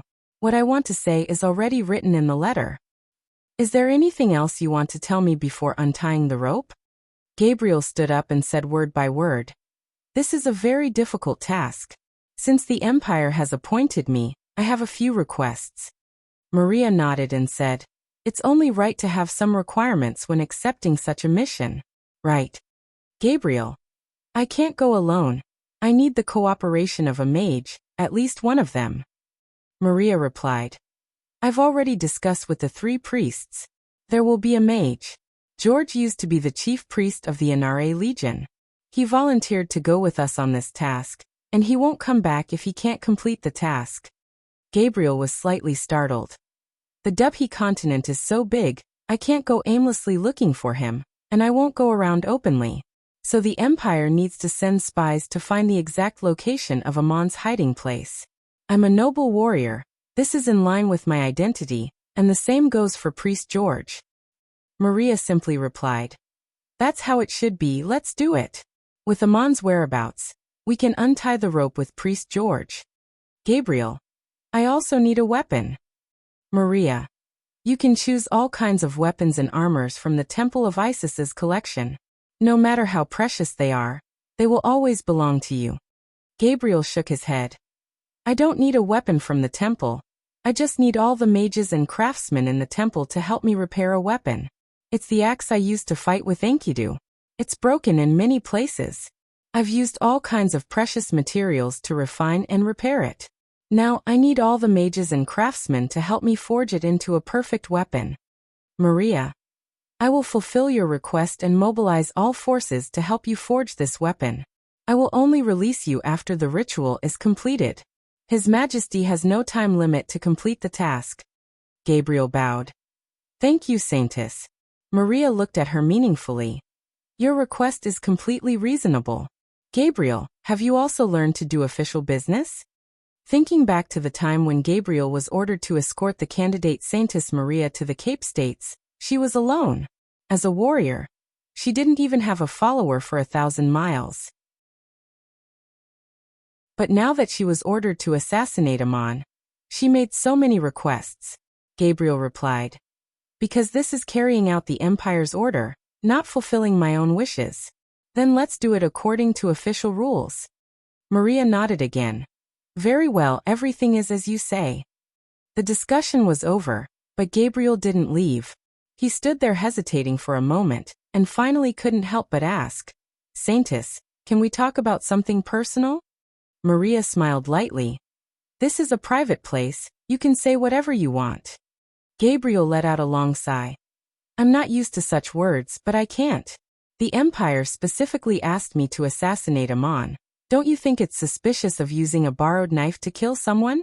The general is not guilty. It's just for the interests of the Empire to get rid of him. But don't forget that Amon himself is probably the best assassin in the world. He can capture a king alive, which is much more difficult than assassinating a king. Starting. Maria withdrew her gaze from the window and looked down at the table.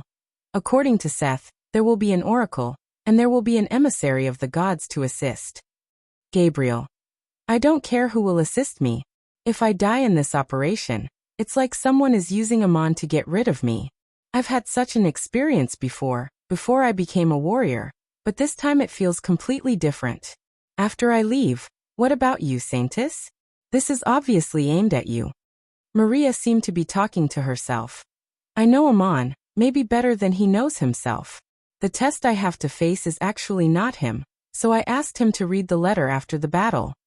Rest assured, I'm not the girl of the past after all. And I no longer need to be protected all the time.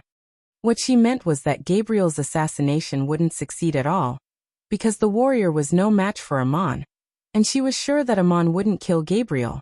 Gabriel didn't refute anything and continued. I know your situation very well. As the saintess of the Temple of Isis, you have become a symbol of the old covenant between the gods and Elder Merneptua's new reform.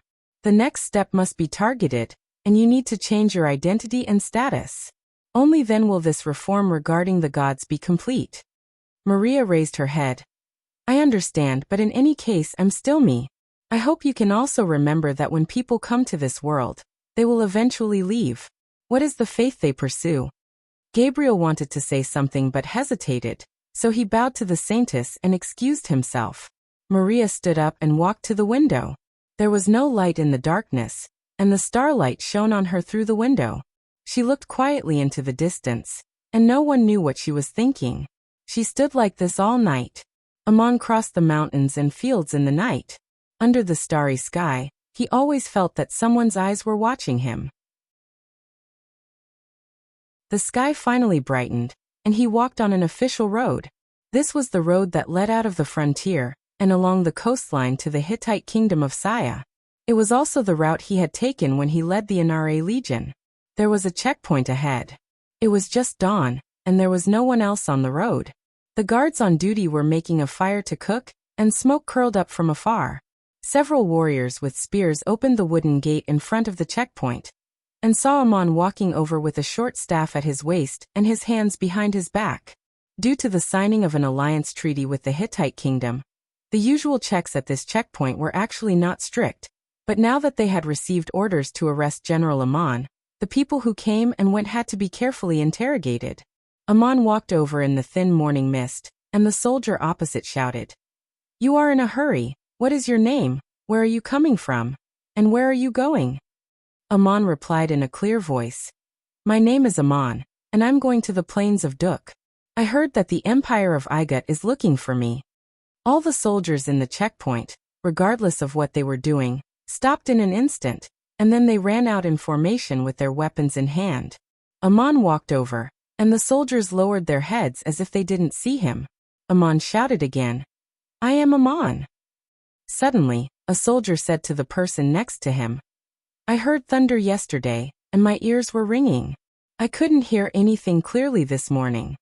Another soldier replied, "Me too, there's always an echo in my ears." The person in charge of the checkpoint came over and said to Amon, "You are in a hurry and don't have any tools with you, so there's no need to check. You need to pay 5 copper coins to pass the checkpoint. If it's not convenient for you to carry it on you, I can lend you some."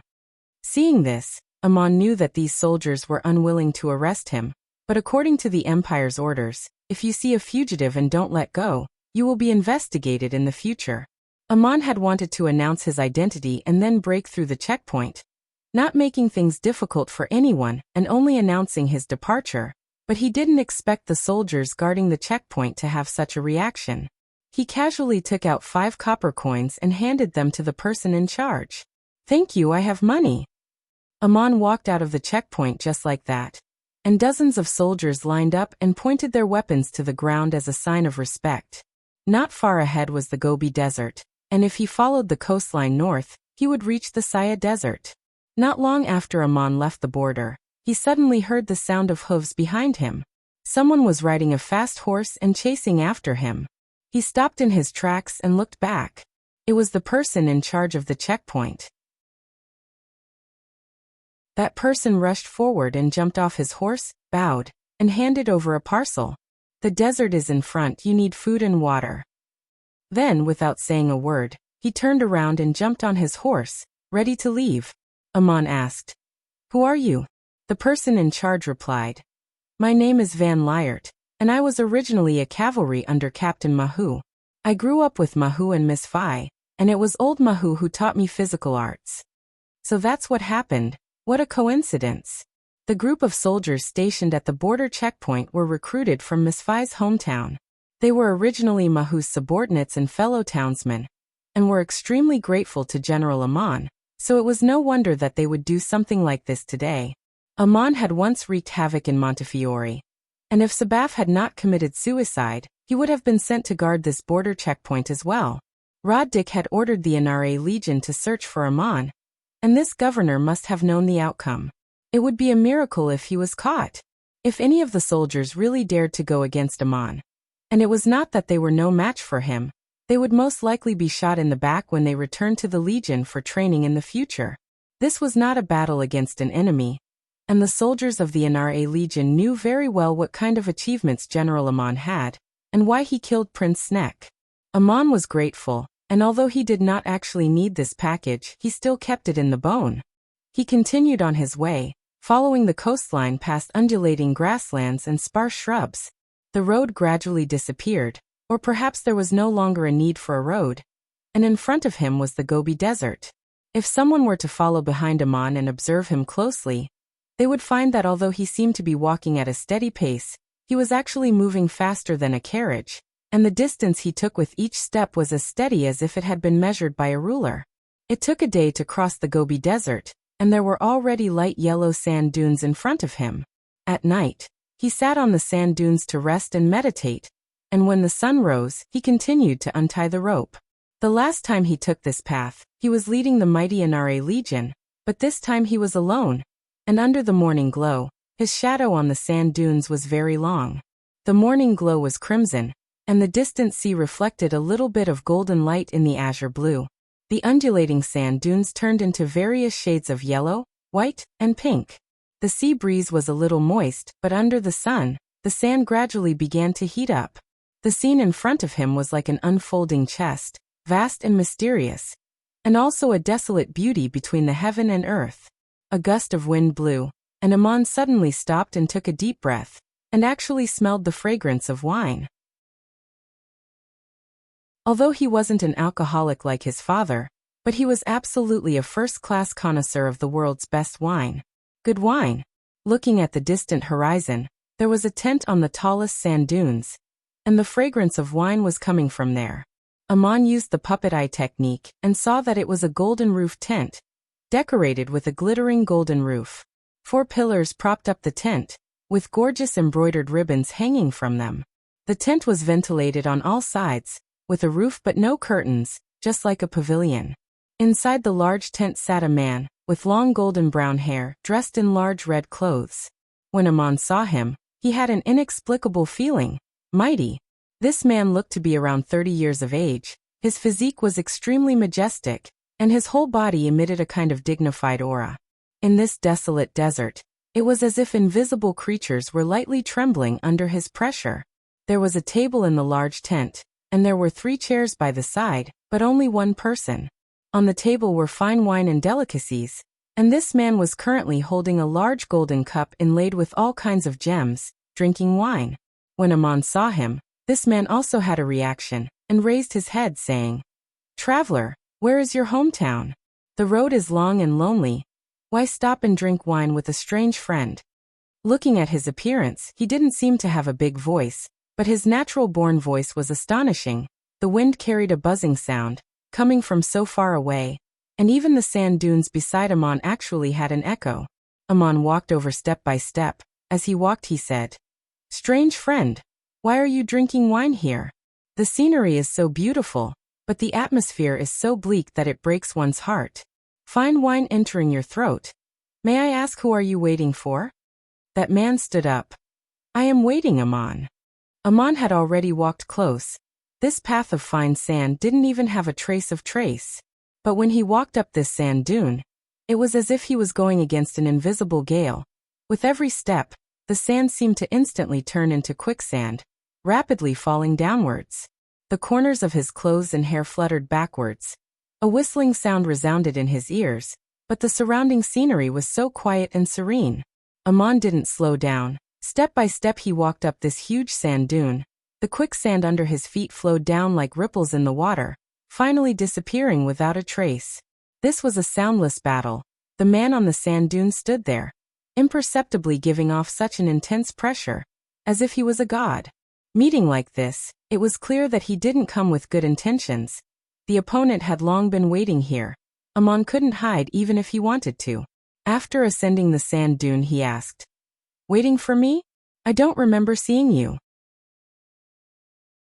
The man smiled, pointed to the opposite chair and said, "Strangers can also sit together and drink wine. In this world there aren't many people who can sit calmly opposite me and drink wine. Does General Aman have the guts to do so? What do you think of the wine here?"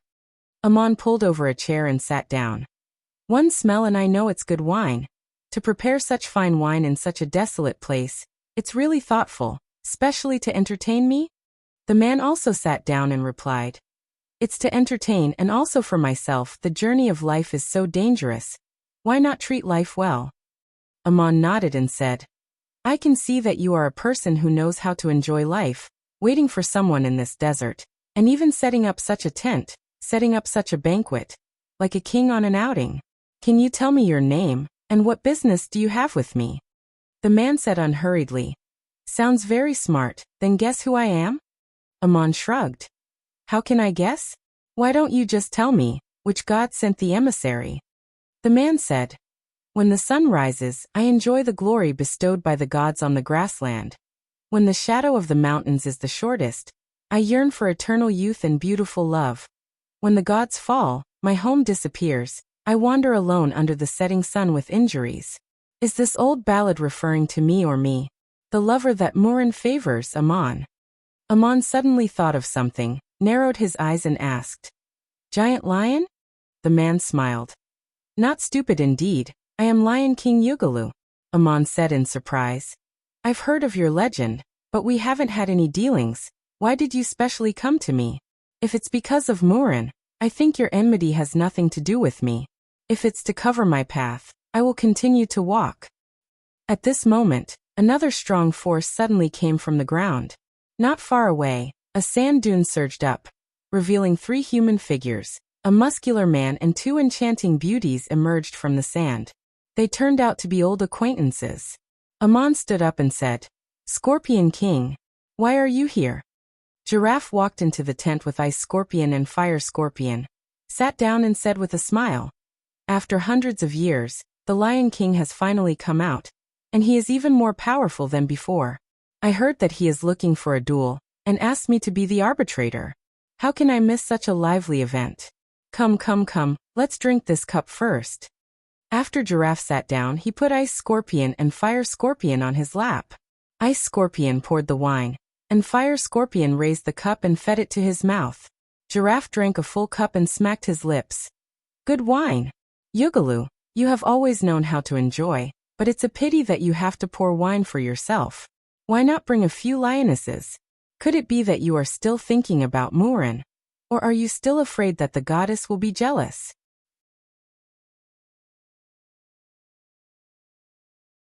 Chapter 184. As soon as they met, they laughed at each other, leaving Amon to the side. Amon put down his cup and asked, Lion King, do you want to duel me? You've even invited a referee, but you haven't asked me if I like it. If you want to use a duel to prove Murin's love, I think you're using the wrong method. The Lion King turned his head and said, I'm not dueling with you to prove who loves Murin, let alone to decide who the goddess will fall in love with. Drink this cup of wine, and then tell me the reason. Actually, I'm from the Ennead. Amon drank his cup in one gulp and said in a deep voice, The Ennead? Did Seth send you to duel me? Yugalu's voice shook the surrounding air with the echo of metal clashing. It was Seth who asked me to come. The Shrine of Igut will send people to kill me.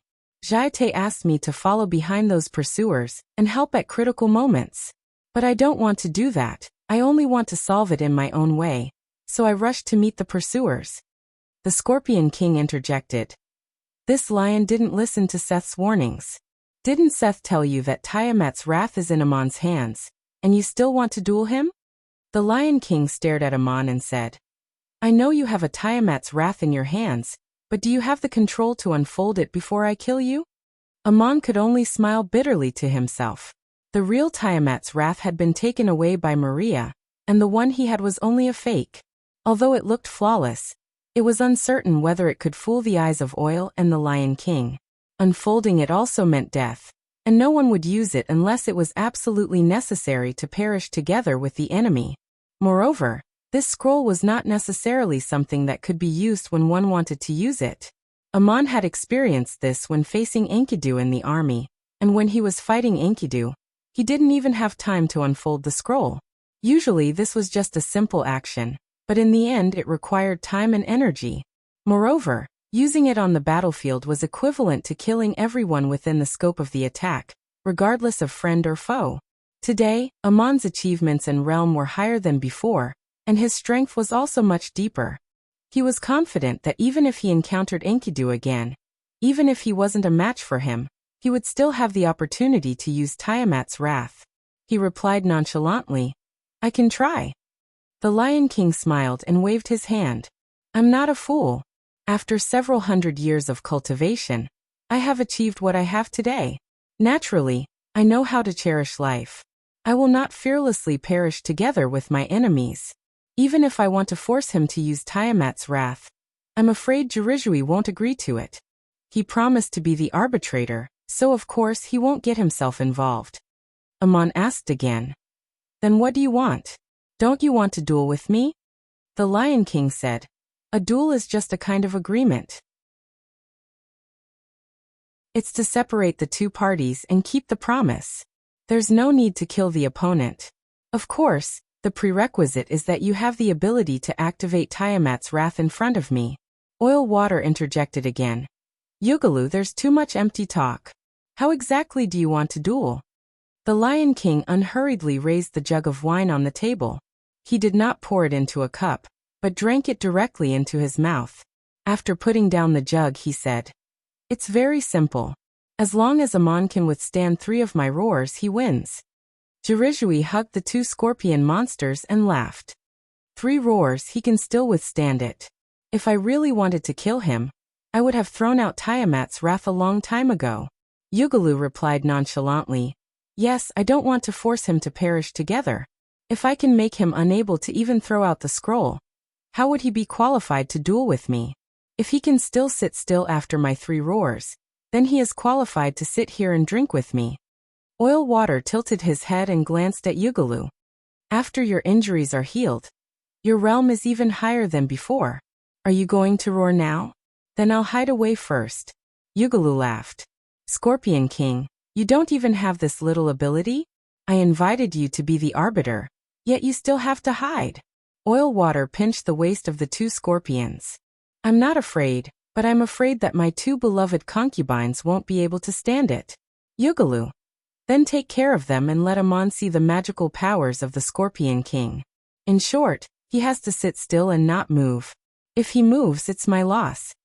Oil Water snorted. "This lion is really stubborn. All right, I'll hold my 2 beloved concubines and not move, and roar as much as I want. I'll start first." Yugalu asked Amon again, "Are you ready?" Amon raised an arm. "Wait. You still haven't figured out why you want to duel with me? And I didn't promise to duel with you." Yugalu looked at Amon with interest. "You're a very interesting person. I can tell you what happened. In the past, when I wandered far away with my injuries, Seth helped me and allowed me to recuperate in the Ennead Divine Realm. Later, he allowed me to cultivate in the Era Divine Palace. As a reward, I helped him when he defeated Horus, so I don't owe him anything anymore. But to leave the Ennead Divine Realm for free, he asked me to do him another favor, that is, as an emissary, to act in the dark when I was being hunted by the Temple of Igut. But I refused to do that, and publicly showed up to duel with him before the pursuers arrived. This was already giving face to Murin." Amon smiled bitterly. "In that case, do I have to sit and listen to 3 roars?" The Lion King blinked. "You can also run if you don't want to duel with me. You can run away now. I will only see you as prey that has been scared away. Don't forget that I'm a lion. But in that case, I can't disobey Seth's instructions and help the pursuers in the dark. Are you willing to be watched by me all the time?" Amon poured himself a full glass of wine and picked up the glass. "I'm not planning to run. I just want to ask clearly. Since it's an agreement, there has to be something to pay attention to after the outcome, right?" The Lion King said to the Scorpion King, "Since he has been invited to arbitrate, it's up to you to tell him our conditions." Oil said, "If Amon can still sit there steadily after Yugalu roars 3 times, even if Yugalu loses, he will have done what he should have done for Seth. Send a gift to Zhenmeng, and be done with it." Yugalu, "The gift is ready. As long as Amon has the ability to obtain it, consider it my apology. But if he loses, it will be equivalent to Seth winning. And don't forget that I am here for Seth's mission. Amon wants to promise to build a shrine for Seth in the plains of Duk, and hold a ritual to summon the gods." Oil laughed. "That would also be equivalent to us winning, Lion King. That gift still has to be given to Amon, and in exchange, He also needs to build shrines for us in the plains of Duk and hold a ritual to summon the gods. Yugalu said to Amon. That's how it is, there are two choices. Either promise to duel me or run away now. Amon took a sip of wine and took a deep breath. The conditions seem fair, but I don't understand. Why does Seth want to build a shrine in the plains of Duk, and why do you two want to get involved? Yugalu and Giraffe looked at each other and said, There's no need to worry about that yet. Amon didn't want to explain too much to these two, but in fact he understood many of the secrets involved, so he just looked at the wine glass and said, I know one thing, if there is no sincere sacrifice and faith from the people, the statue is like a soulless shell. Do you two care about this form? Yugalu laughed loudly, and it seemed as if the clouds in the sky were trembling with his laughter, and even the wine jug on the table jumped up. The Lion King did not let out a loud roar. He was just talking and laughing, and already had such power. He smiled and said, You're right, but you haven't fully understood many things in the human world. Not only will we build a shrine, but we will also hold a ritual to summon the gods. In this way, we will be able to understand a lot of things that happen in the plains of Duk, and through the wishes people make in front of the statue. It is also a kind of practice to experience everything in the human world. As for whether there are sacrifices or faith, there is no need to worry about that, because the shrine is there, and there will always be people who will come to the shrine to express their desires for various reasons such as awe or expectations. Oil also added with a smile. The Lion King is doing this in a fit of pique. It was originally Murin's divine realm, but he insists on building a shrine. As for me, I also want to vent my anger and show Marduk and Enril. Amon nodded and said, I understand, then please begin. Yugalu put away his smile and asked again, Don't you want to see what the gift I'm going to give you is? Amon shook his head and said, Whether you're going to give me a gift or not, this duel will be accepted by my city, and it won't be too late to see after the duel is over, and I don't want to ask what it is first. The Lion King said with slight approval, Truly a man who will not be tempted by temptation. The power of hope is as strong as the will. Amon had thought he would open his mouth to roar, but Yugalu sat there without moving at all, just looking at him quietly. Amon was never afraid to look anyone in the eye, and he also looked at Yugalu and suddenly found that his eyes were somewhat familiar, very much like the pupils of a dark cat, and these pupils were actually roaring. In this moment of illusion, the surrounding scenery changed. The desolate desert became a vast grassland with no end in sight.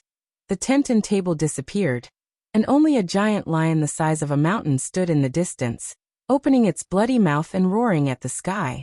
He was actually sucked into the illusion that Yugalu had unfolded. The lion's roar shook the heavens and the earth, and Amon seemed to be just an unknown creature. All the creatures on the grassland trembled and prostrated themselves in the lion's roar. Amon was very clear-headed in the midst of the shock, and gently placed his right leg over his left leg. Then a chair appeared under him, and a wine glass appeared in his hand. Then all the scenery returned to normal, and he returned to the tent on the sand dune. Sitting opposite him was still the Lion King Yugalu. Oil Water laughed and said, This roar didn't knock him down. If it was a battle, he could already unleash Tiamat's wrath. Yugalu replied with a calm face, No one will choose to self-destruct before falling into a desperate situation. This boy's willpower is very good, not like those demons we once killed. Pay attention, there are two more roars. As soon as he arrived, Amon could not hear anything. The tent and the table in front of him disappeared. This time it was not an illusion, but was forcefully shattered, and not in pieces, but instantly turned into powder under the violent tremors. The roar was so intense that there was silence between the heavens and the earth. Amon closed his eyes, neither looking nor listening, but he could feel the intense impact, like two mountains colliding and crushing together. This soundless roar could turn everything into powder, and under its impact, people could not control their own power, as if their bodies and souls were separated. If Amon was suppressed by the roar, he could not use any of the scrolls, and it was too late to perish together. Oil Water sat to one side, the ice scorpion and fire scorpion in her arms showing pained expressions. The surrounding sand rose up, wrapping around their bodies in a strange flow. With a sharp tremor blocking the impact of the roar, allowing the two scorpion demons to barely withstand it.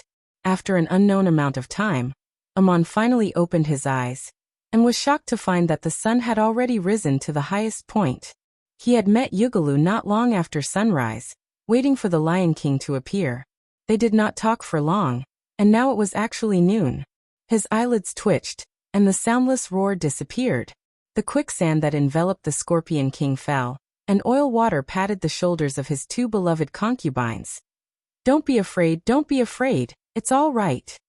Yugalu, don't ruin the banquet, I haven't had enough yet. The Lion King stared at Amon with wide eyes, a trace of fatigue in his eyes. The two roars just now were very exhausting. Amon also felt waves of weakness, but he did not say a word and continued to look at him. Yugalu waved his red sleeves, obviously also wearing a spatial item. In the blink of an eye, another banquet was set up. Oilwater's hands rubbed the chests of the two demon scorpions. The ice scorpion and fire scorpion had already softly leaned against his arms. The Scorpion King finally reached out to pour wine, and said while drinking, Amon, you really have some skill. Yugalu's roar was unable to make you lose the ability to resist, and if it was really a life and death struggle, you can no longer stop the Tiamat's wrath from unfolding. He still had one last roar. In fact, it was not only about strength, but also about heart. Yugalu, who had been sitting all this time, finally stood up, and reached across the table to point at Amon. As he extended his finger, the world suddenly became silent and colorless. Everything disappeared, there was no sound, no image, no sense of feeling. The existence of the human body depended on feeling. If the body could not be felt, there would be no way to command it to move, no way to sense external stimuli, and no way to react. The world disappeared, and he himself also disappeared. Just like when Amon did not pass the strange test when he broke through to the 8th level. His soul would be lost in this instant, and he would lose control of his body. If this was a battle, he should have broken the opponent's technique long ago. But this was not a real struggle, it was just a kind of agreement, a competition of realms. Amon's lonely soul was like a peaceful home. The so-called body was nothing more than a reflection of the soul. The so-called light that could not be seen and did not need to be seen in a world that had nothing. Immediately after, a roar came from the endless void. This sound was not heard, but the vibration of the soul in a world that had nothing, as if it was about to shatter the consciousness. Those countless past events that were hidden in the memory suddenly appeared clearly, taking people away from the world, and pulling them into the ridges of space and time. As long as they thought about it, they would be lost in the river that their own soul imprint passed through. This was a real illusion. If it was the Amon of the past, perhaps he would have immediately thrown out a scroll of space turbulence to quickly escape this invisible imprisonment, because he simply could not see where the enemy was. But at this time, Amon did not move at all. Not only was his body sitting there steadily, but his heart did not waver in the slightest. When the sun finally pierced through the void and sprinkled down, he returned to the desert by the sea, holding half a glass of wine in his hand. Yugalu looked at him with a disbelieving gaze and said, With this last roar of mine, even if I am not a match for him, I can still use my magic to resist the test and break free. But it was not bound by me at all. How is this possible? Could it be that it is also a confirmation of the endless gods?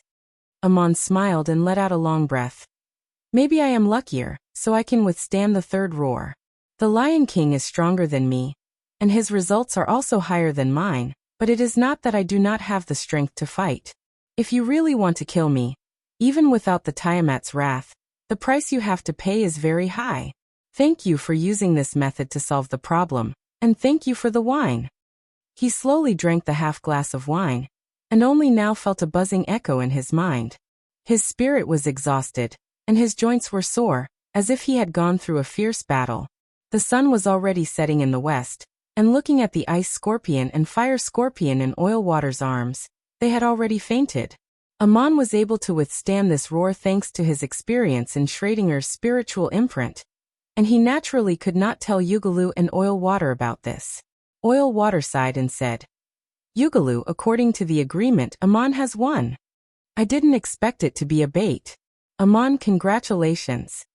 Oilwater waved his hand, and a tool flew towards Amon. Amon stretched out the horn that he had sharpened. It was completely different from an ordinary horn. It was more than 3 feet long, curved with a slight spiral arc, and had obviously been tempered by power. It was flawless, translucent with agate-like patterns. Amon asked in surprise, "Is this a well?" The Lion King looked at the horn in Amon's hand with a sad look in his eyes. "You should have heard of our legends. Back then, during the War of the Gods of the Anunnaki divine clan, Oilwater and I were both beast kings on the side of Tiamat and Kingu. He was the human-faced scorpion, and I was the giant lion. In that battle, there were also the 9-headed snake monster and the charm mermaid. The charm mermaid is still missing, and later the 9-headed snake monster, Humbaba, was killed by Enkidu. In that battle, one of the 9 beast kings, Barbarian Bull, was killed by Murin.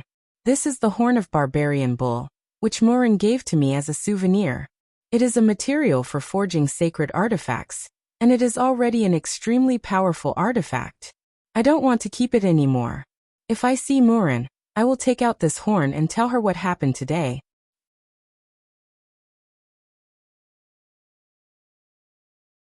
Chapter 185. After Link returned, he urged Aesop to direct the residents to step up the construction of the city's defenses and hoard war supplies, while reminding John to seize the time to train the official army. A few days later, Madanzo also rushed to meet with Link and learned of the latest situation. He also felt that the situation was serious and complicated, and immediately took a shuttle to find Amon to ask what to do. This was the series of events that happened after Moses and the others left Igut. Amon frowned after listening, some of which he had expected, because in the ancient legends, when the land of Marduk, where the gods had fallen, became fertile again, the god of the gods would be born. Regardless of whether the legends were true or not, this place was bound to become the source of divine power for the gods. And even if some gods themselves may not have the ambition, they had to pay attention to what happened there to prevent other gods from occupying this position and making the legends a reality. Even Seth, who was far away in Igut's Ennead, tried to intervene. But one thing was unexpected. Where did the Highlanders at the foot of the Assyrian plateau come from? Judging from their organizational ability and material equipment, they were definitely not primitive tribes that had migrated spontaneously from the mountains, and should be trained warriors and craftsmen. Amon himself was once the commander-in-chief of the battlefield and a great general of the empire, and listening to Madanzo's description, he felt that these people should be the vanguard and logistics personnel of a regular corps. Not only did they know how to build city defenses and reclaim the wilderness, but they also knew how to mine mines and smelt refined iron. Weapons, tents, farming tools, and tools all seemed to be issued at the same time.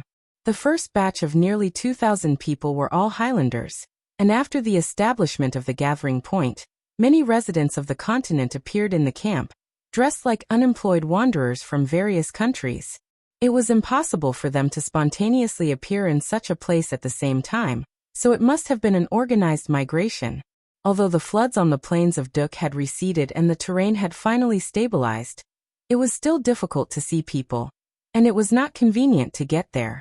To the north was the towering Assyrian plateau, to the west was the wooded charcoal marsh, and to the east was the steep Euphrates River valley. If the majority of the troops wished to enter, the best route would be through the inland lake in the south.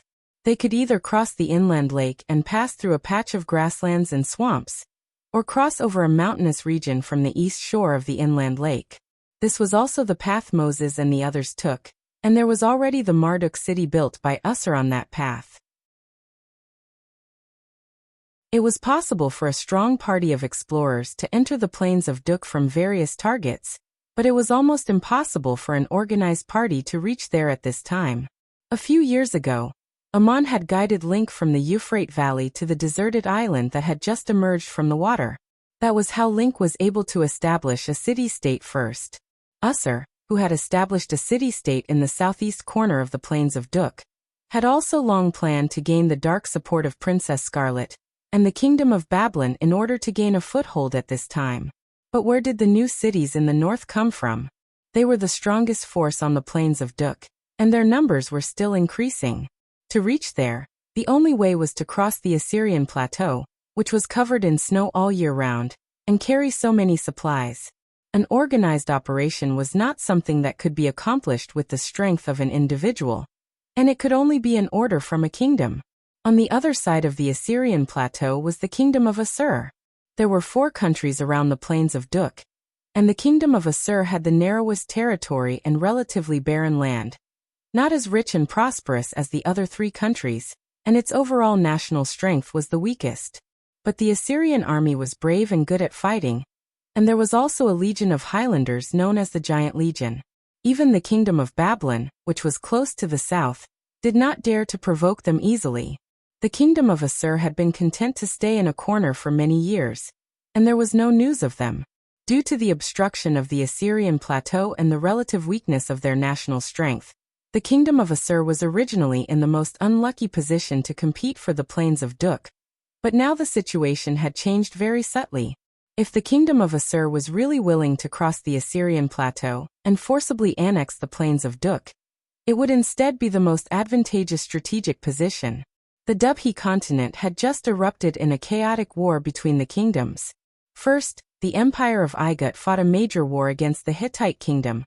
Then the Uruk Legion, the strongest army of the kingdom of Babylon, fought a major war against the army of Igut led by Ammon. And then Goliath and Prince Ashur fought a major war against the army of Babylon. This series of wars had severely weakened the strength of the various kingdoms in a short period of time. The strongest empire of Igut suffered heavy losses, and although Ammon turned the tide, the price paid was also extremely high. Later, after the sudden death of the old Lazith II, the new and old Merneptah built a new capital in the country and carried out a monotheistic reform. At present, what needed to be resolved was internal affairs, and no more expeditions could be launched. The Hittite kingdom was the de facto winner in both wars, and Goliath was not gone, but the wars had also depleted the national strength of the Hittite kingdom. Although they were freed from the status of vassals of the Egyptian empire, the 2 princes almost caused the kingdom to be divided in order to fight for the throne. The current political situation was actually not stable, and they also needed to recuperate. Unless they were forced to, they would not carry out another large-scale war.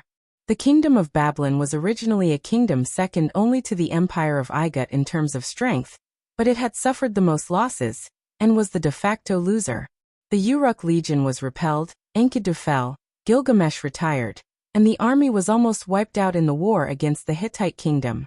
Taking advantage of the civil strife in Hittite, Prince Fongnu had a chance to reverse the situation. The Assyrian king, who had been recuperating, suddenly made a move, and according to Ammon's judgment, the Assyrian king must have sent the Giant Legion to cross the plateau and suddenly appear, catching everyone off guard. Based on the current situation in the plains of Duk, the advance legion of the Assyrian kingdom was building a city at the foot of the mountains in the north, and building a shrine for Enlil. And in the southeast corner, on the most convenient road into the plains of Duk, Assur was also building a city and a shrine for Marduk. Enlil was naturally unwilling to abandon this divine realm, and he might even have the ambition to become the god of the gods, while Marduk should also want to take back the land that made him famous in one battle.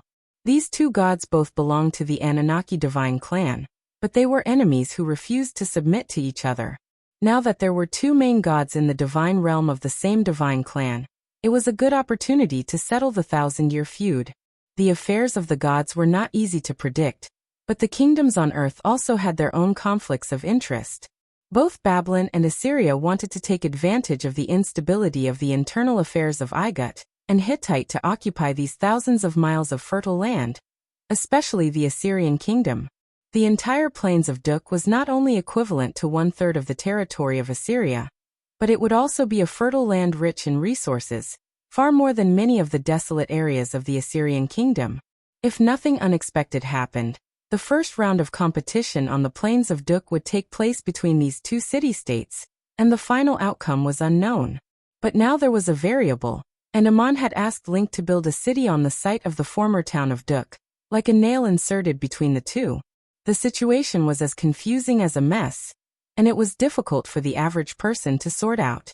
Seeing that Ammon was silent for a long time, Madanzo couldn't help but ask, "Ammonius, what do you think we should do?"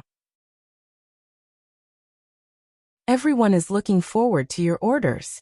If you want to drive away the Highlanders in the north, John will concentrate all his forces to fight them." Amon shook his head and said, "One thing must be clear, we are no match for them, and Link's few thousand men cannot go to war with a kingdom." Madanzo was slightly stunned. "A kingdom?" Amon nodded. "Yes, perhaps we have already guessed this possibility. Those people at the foot of the mountain in the north are the advance legions sent by the Assyrian kingdom. Their goal should be to incorporate the entire plains of Duk into the territory of the Assyrian kingdom. With the current strength of Link and the others, they cannot completely destroy the other side, let alone now that they are surrounded by enemies. Usser, who represents the kingdom of Babylon, is still stuck at the entrance to the plains of Duk, and we cannot act rashly. Aesop's proposal for cooperation is wise, and we should try to maintain this situation as long as possible." Madanzo asked again. "What about the future? Link built the city under your guidance. What kind of place do you want it to be?" Amon looked up at the sky and replied, "Actually, I didn't think so much at first, I just did it. The town of Duk is my hometown, where my people have lived for generations. At first, I only wanted to fulfill the last wishes of Mayor Dusty, and the promise to Murin to let my people return to their homeland and rebuild it. It was once so desolate that not even a few thousand people could survive, and they needed to mine minerals in exchange for supplies from the outside world.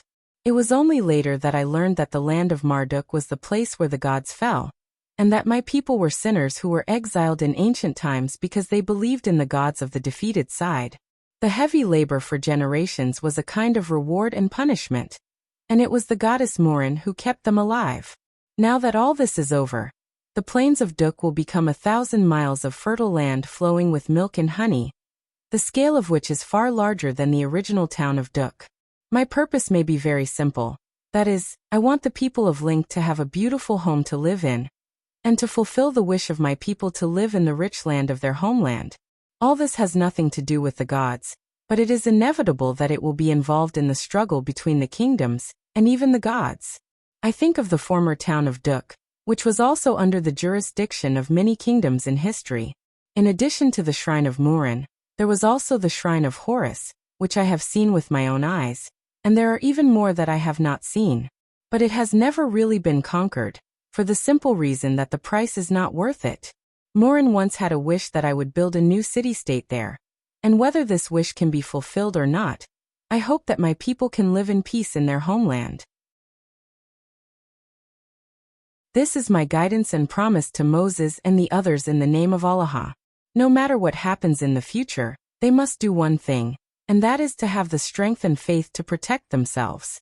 If the price of conquering or expelling them exceeds the benefits that can be obtained, they will be able to establish a foothold there, regardless of the name. I am about to go to Saya to fight Celia, and I can talk to Goliath about a cooperation that should have been discussed a long time ago, and continue to provide support to Link and the others." Metatro blinked as he listened, and after a while he said, "So it turns out that God Amon already had a plan. Regardless of how long it has been, you have a plan in mind, so let's do as you say. Link also wants to ask you one more thing. What should the name of the new city-state we build be called? Should it still be called Duk?" Amon shook his head and said, "The town of Duk was named after Marduk, symbolizing the war of the gods and the reward and punishment of the sinners, so naturally we can't use this name anymore. This new city-state will be called the City of Salem. It has been a place of contention for the gods since its birth, and there is no telling when peace and tranquility will come." Amon named the city-state Salem, meaning peace and tranquility, and he knew in his heart that the emergence of this city-state was bound to be accompanied by endless conflict and contention. Madanzo sighed. "It's a good name, like the hope people see when they look at the sky." Moses and the others are still waiting outside the plains of Duk. Will you let them take a detour, or will you send John to lead the army to meet them? Amon thought for a moment and replied with a faint smile. Usser received an oracle from Marduk, and the condition was that they should not build statues of other gods except Marduk. This condition doesn't seem like much to me, because I have guided the people of Duk in the name of Allah, and none of them, including Moses, have ever seen me, and I have asked them to accept the guidance of faith, but I have never asked them to build statues for me. Not in the past, not now, and not in the future. Madanzo's eyes widened, and he suddenly realized. Then this problem has been solved. Just get Moses to promise Usser's condition. They will not build statues of any gods, and they can choose not to build statues for Marduk. You are their only God, eternal in their faith. I'll go back and tell Moses and the others. Aman waved his hand and said, There's no need to remind them. Moses is their leader, and he should know how to guide the people. This is their last test before they reach Salem, and it is up to them to decide.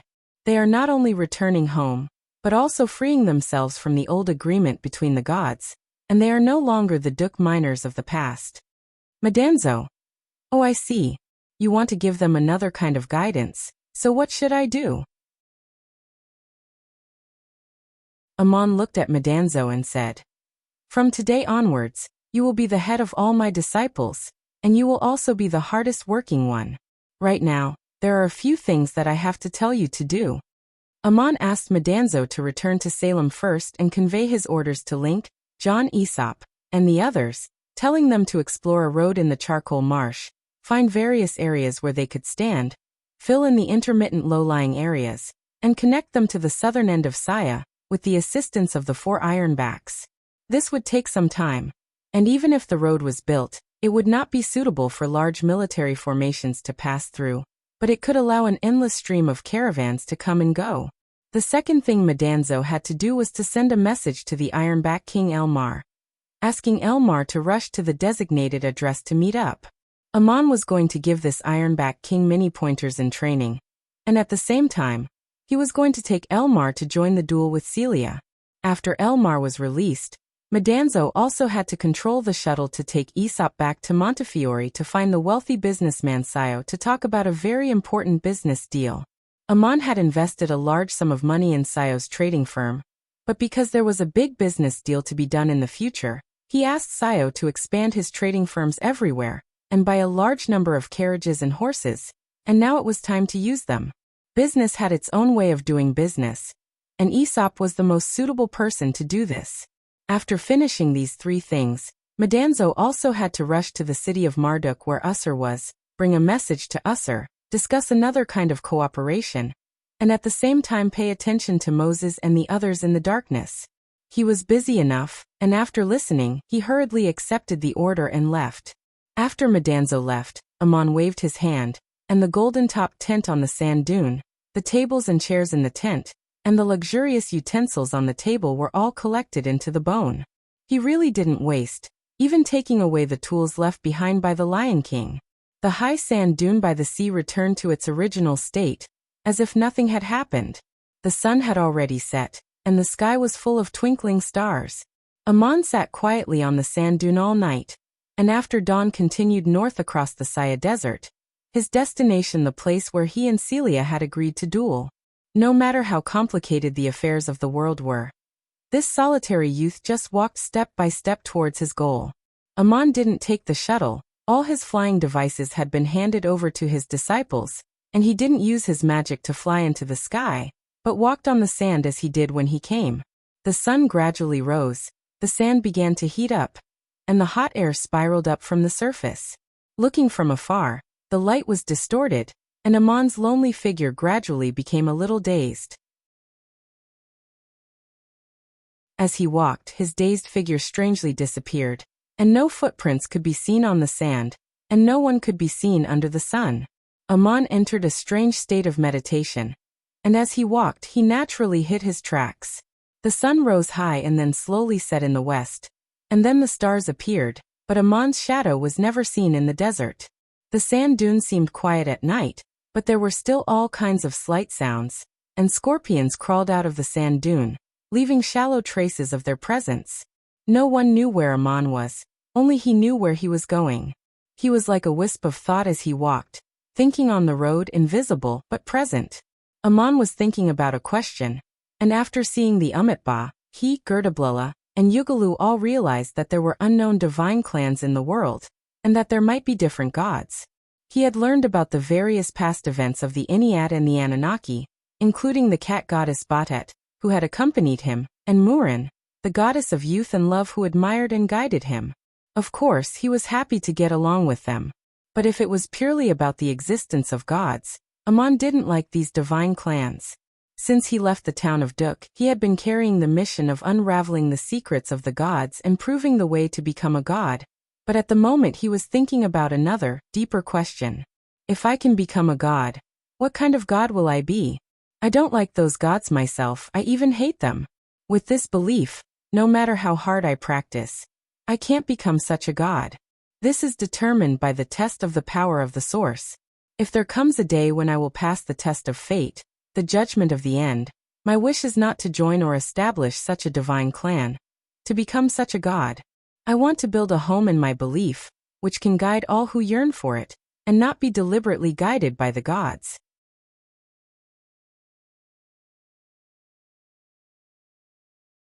Chapter 186. Manjushri looked back with a smile, her charm indescribable, and said, "If the information illusion cast by magic is like this, the things of the world are like birds in the sky, like people are annoyed, like waking up from a dream. Now that you have escaped from the sea of bitterness, you should seek to establish your own everything. If you want to seek the Tao, why not come with me?" Yugalu put down his wine glass and strode down the sand dune. Those people walked leisurely, but Yugalu could not catch up. Then with a roar, he turned into a lion and ran forward, soon disappearing into the horizon. The Scorpion King put down the Ice Scorpion and Fire Scorpion, turned and shouted, "Lion King, now that you have escaped from the divine realm of the Ennead, where are you going with these people?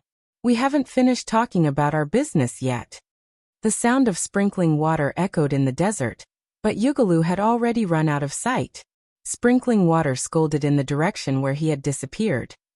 This lion's temper hasn't changed, still so easily moved and stubborn.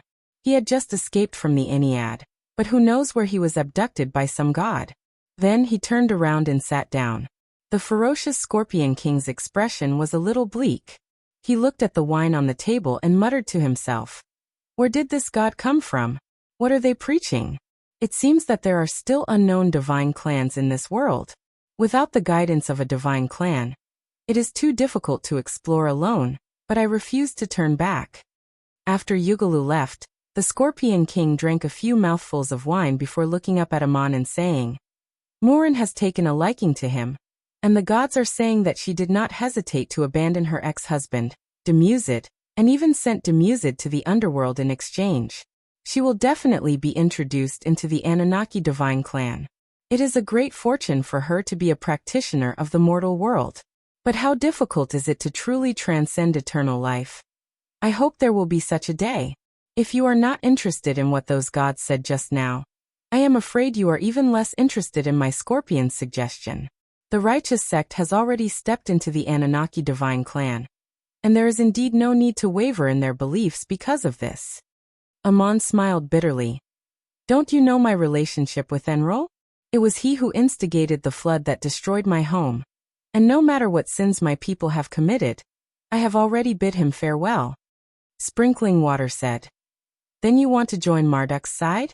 I heard that goddess Murin won the bet with Enlil, and can freely enter and exit Anunnaki's divine realm, so it's not impossible to introduce her to Marduk's side." Amon shook his head. "The path I want to confirm may not be the same. There are the insights of predecessors and my own search. I have been thinking, how did the gods transcend eternal life, and what is the so-called divinity? I'm just a witness, I don't want to join any god system." These words were from the bottom of his heart. Amon was an anomaly, he had never received guidance from any divine clan, and he had solved the unsolved puzzles of crazy, bare and difficult explorations, and finally comprehended and mastered the power of the origin. He had already achieved the 8th level, and experienced everything in the spiritual imprint of Schrödinger, and even understood the torture of fate and the interrogation of the apocalypse. Before he became a true god, he did not need the guidance of any divine clan, he only needed to seek confirmation himself. And these were things that the Scorpion King did not know. Sprinkling Water smiled. "Maybe you are thinking too much. No matter who it is, whether you believe in it or not, the gods are there. I was once an emissary of the gods, and I have received the guidance of the oracle, So I know what is wrong with the power of the origin and what I practice, so I only think about how to become a true God who transcends eternal life. Don't think that I am strong enough to fight them in the mortal world, but as a living being, the meaning of existence is actually different. I also want to tell you one last thing. The Tiamat's wrath cannot kill a true God who transcends eternal life. Amon was actually surprised and replied, "Thank you for the reminder. I have read about the Tiamat's wrath, only that it can even severely injure the gods, but not that it can definitely destroy them. Is this the last thing you want to tell me?" Sprinkling Water sighed and said, "I once made a vow, although Tiamat who guided me has fallen, and I can no longer be driven by the Anunnaki divine clan. But the secret of the gods still cannot be revealed. Only when I become a true God who transcends eternal life and possess my own divine realm and divine system, will I be able to tell you what that path is. This is the agreement between the gods, and only then am I qualified to join this agreement, which is why I said those words to you. But there is already a ready-made shortcut, and there is no need to pin my hopes on this unseen hope. Now do you understand why the Lion King Zhoukai left, and why I ignored those gods? We all have our own desired path." Amon raised his glass and said, "The agreement of the gods has nothing to do with me, but in any case, I want to thank you for telling me this today. I can see that you also want to find someone to talk to clarify and strengthen your beliefs in your talk." After drinking for half a day, the Scorpion King stretched out his arm for the first time and clinked his glass with Amon's. "Wiser than I thought, you have really seen through a lot of things. In order to thank you for listening to me today, I will give you another promise. It is also a kind of hope." Sprinkling Water's words had unknowingly taken on the tone of a god, and in the legends of the Dubhe continent, divine emissaries like him who had passed the test of endless life could already be called gods, just like Batet in the past. And when they mentioned the true gods, they used the B title, which was the true God who transcends eternal life. Amon asked, "What kind of hope?" Sprinkling Water said meaningfully, "It is a rare talent. But don't forget about the famous curse of the goddess. If one day I am injured like Yugalu and leave the Anunnaki divine clan, and I have become a true god who has transcended eternal life and established my own divine clan, I would welcome you to become a god of this divine clan. Welcome to the pantheon of gods." I wanted to discuss this with the Lion King, but he ran away. Amon replied, "Thank you for saying so, but I am not Yugalu. Perhaps you have misunderstood my relationship with Morin. I am just fulfilling my promise to the goddess. It has nothing to do with whether she loves me or not." The Scorpion King shook his head and said, "If bad luck really comes one day, it will not be good luck." Amon hung his head and smiled bitterly. "Even if Morin really has such a curse, I have already experienced enough suffering." Sprinkling Water stood up and patted Amon on the shoulder. "You are not simple, just don't forget what I said today. That friend has been here for a long time, and it seems that he has something to do. Solve your own problems first." The power of the Lion King's 3 roars was really amazing, and although Sprinkling Water had protected the ice and fire scorpions from harm, these 2 demon scorpions were still unconscious. Sprinkling Water picked up his 2 beloved concubines and left, the quicksand under his feet surging up and strangely disappearing. Amon looked back at the distant sky and said, "Madanzo, how long have you been here? Come down and rest for a while." A white cloud floated down, and the crystal shuttle was put away. Madanzo staggered towards the sand dune and sat on the chair that Sprinkling Water had just sat on, gasping for breath. Amon looked at him and said with a smile, "The wine is in front of you. How can you get drunk before you even drink it?" Madanzo said with a bitter face, "Ammonius. Luckily I came late and was far away. That Lion King's roar was too powerful. I almost fell down and barely managed to stabilize my body in the air." Amon pointed at the banquet in front of him and said, "They have all left, don't waste the wine and delicacies. Eat and drink to your heart's content first. I think you look very tired." Metatro picked up the wine and tasted it. He exclaimed in admiration, "Good wine, a peerless wine. That Lion King really knows how to enjoy." The 2 enjoyed the almost untouched banquet.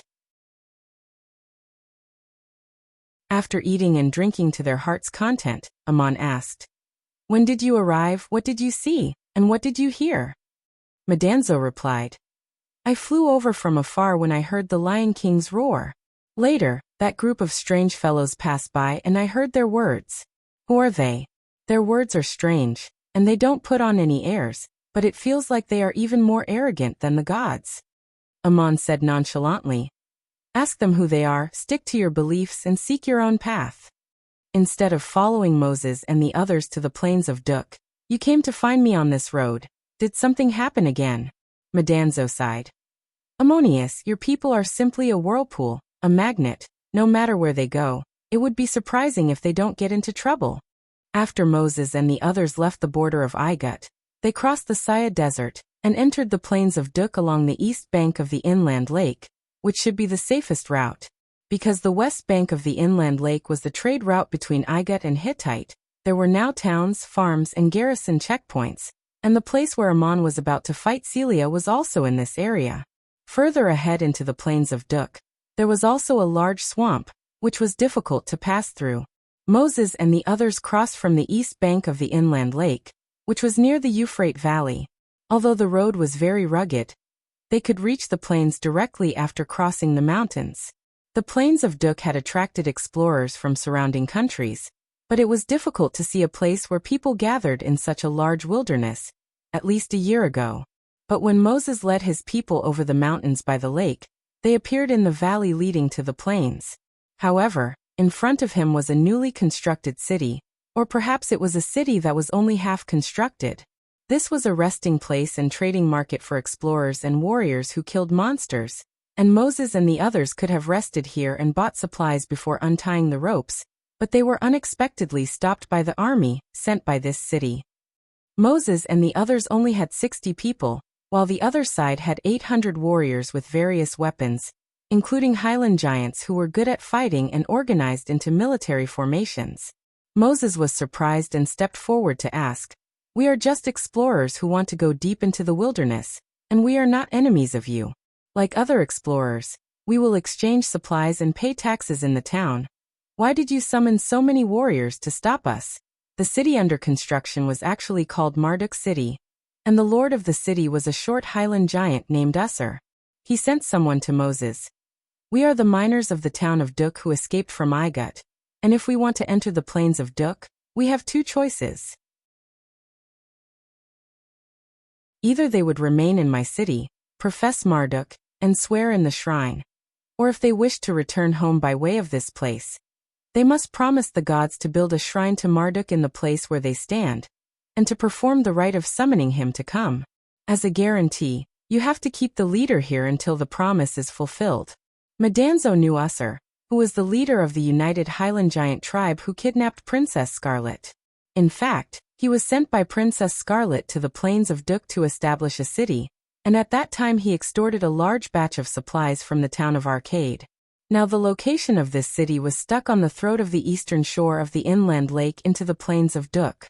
Moses and the others did not force their way in, so Madanzo sneaked into Marduk City as a wandering hunter and found the owner of the city, Usser, to catch up. He woke Usser up in his bedroom in the middle of the night and forced the owner to let him go with a broken blade to his neck. Usser said in a sobbing tone, "Fearless warrior, that was not only an order from Princess Scarlet, but also an oracle from Marduk.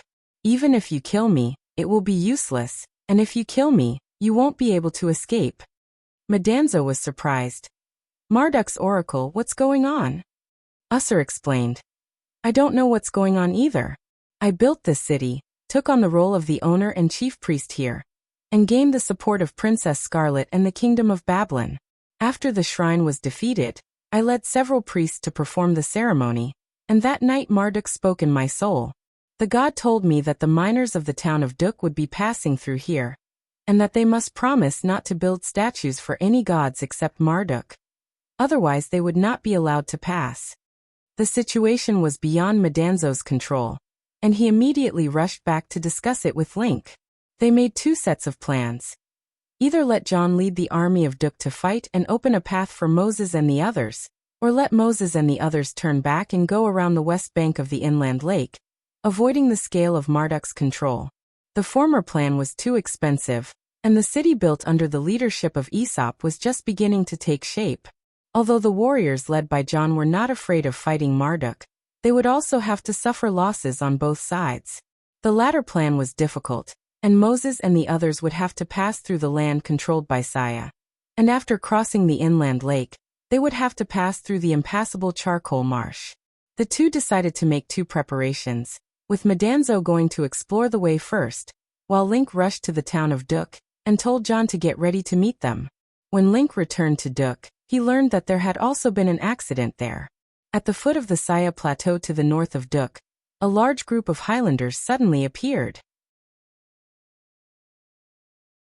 They did not look like the inhabitants of the mountain tribes, and were obviously trained in an organized way. Carrying all kinds of equipment and supplies with them, they quickly set up camps and fortifications, forming the prototype of a city at an astonishing speed. This was obviously not a spontaneous action. They were strong and well-trained, their resources were in order, and the deployment of their personnel was extremely orderly, as though they were soldiers and logistics personnel that had been trained for a long time. The settlement they built was less than 100 miles away from the city built by Link, and they occupied the fertile land to open up wasteland and sow seeds. They also occupied the mines where the Dushians originally mined parangons and iron ores.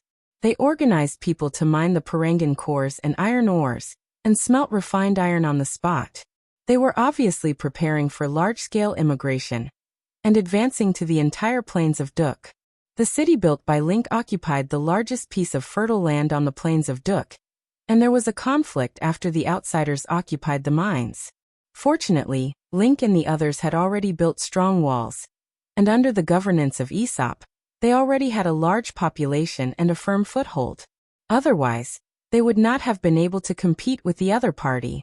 Link and Madanzo were not there, and Aesop avoided conflict at first. Later, John came with 36 personal guards, using the warriors' might formation trained by Madanzo, and asked the other party to abandon the occupied mines. There were two battles, and neither side gained the upper hand, so they began to negotiate. The other party believed that the mines were originally ownerless, and John took out the title deed of Duk to prove that it was not ownerless, that people had been mining since ancient times, and that roads had been built and veins had been dug. The other party said that the Dukian miners had long disappeared due to the punishment of the gods, and they were unwilling to give up the most precious mines on the continent. In fact, both sides understood that it was the most important strategic base for establishing a foothold on the plains of Duk, and annexing thousands of miles of fertile land.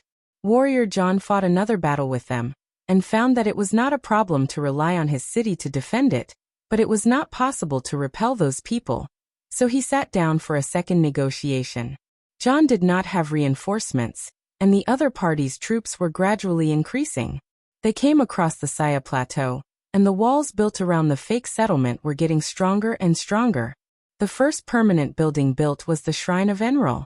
It was obviously unlucky for John to continue to attack under such circumstances, and Aesop made another suggestion at the right time. Aesop used to lack strong labor to mine or cores, and now the residents were no longer the Dukian miners of the past, but mainly the barbarians, who had absorbed the scattered tribes of the nearby area and the wandering explorers of the surrounding countries. They had to plant land to feed themselves and build a city, and simply could not spare enough strong labor to mine such a large mine. So Aesop suggested that the two sides cooperate.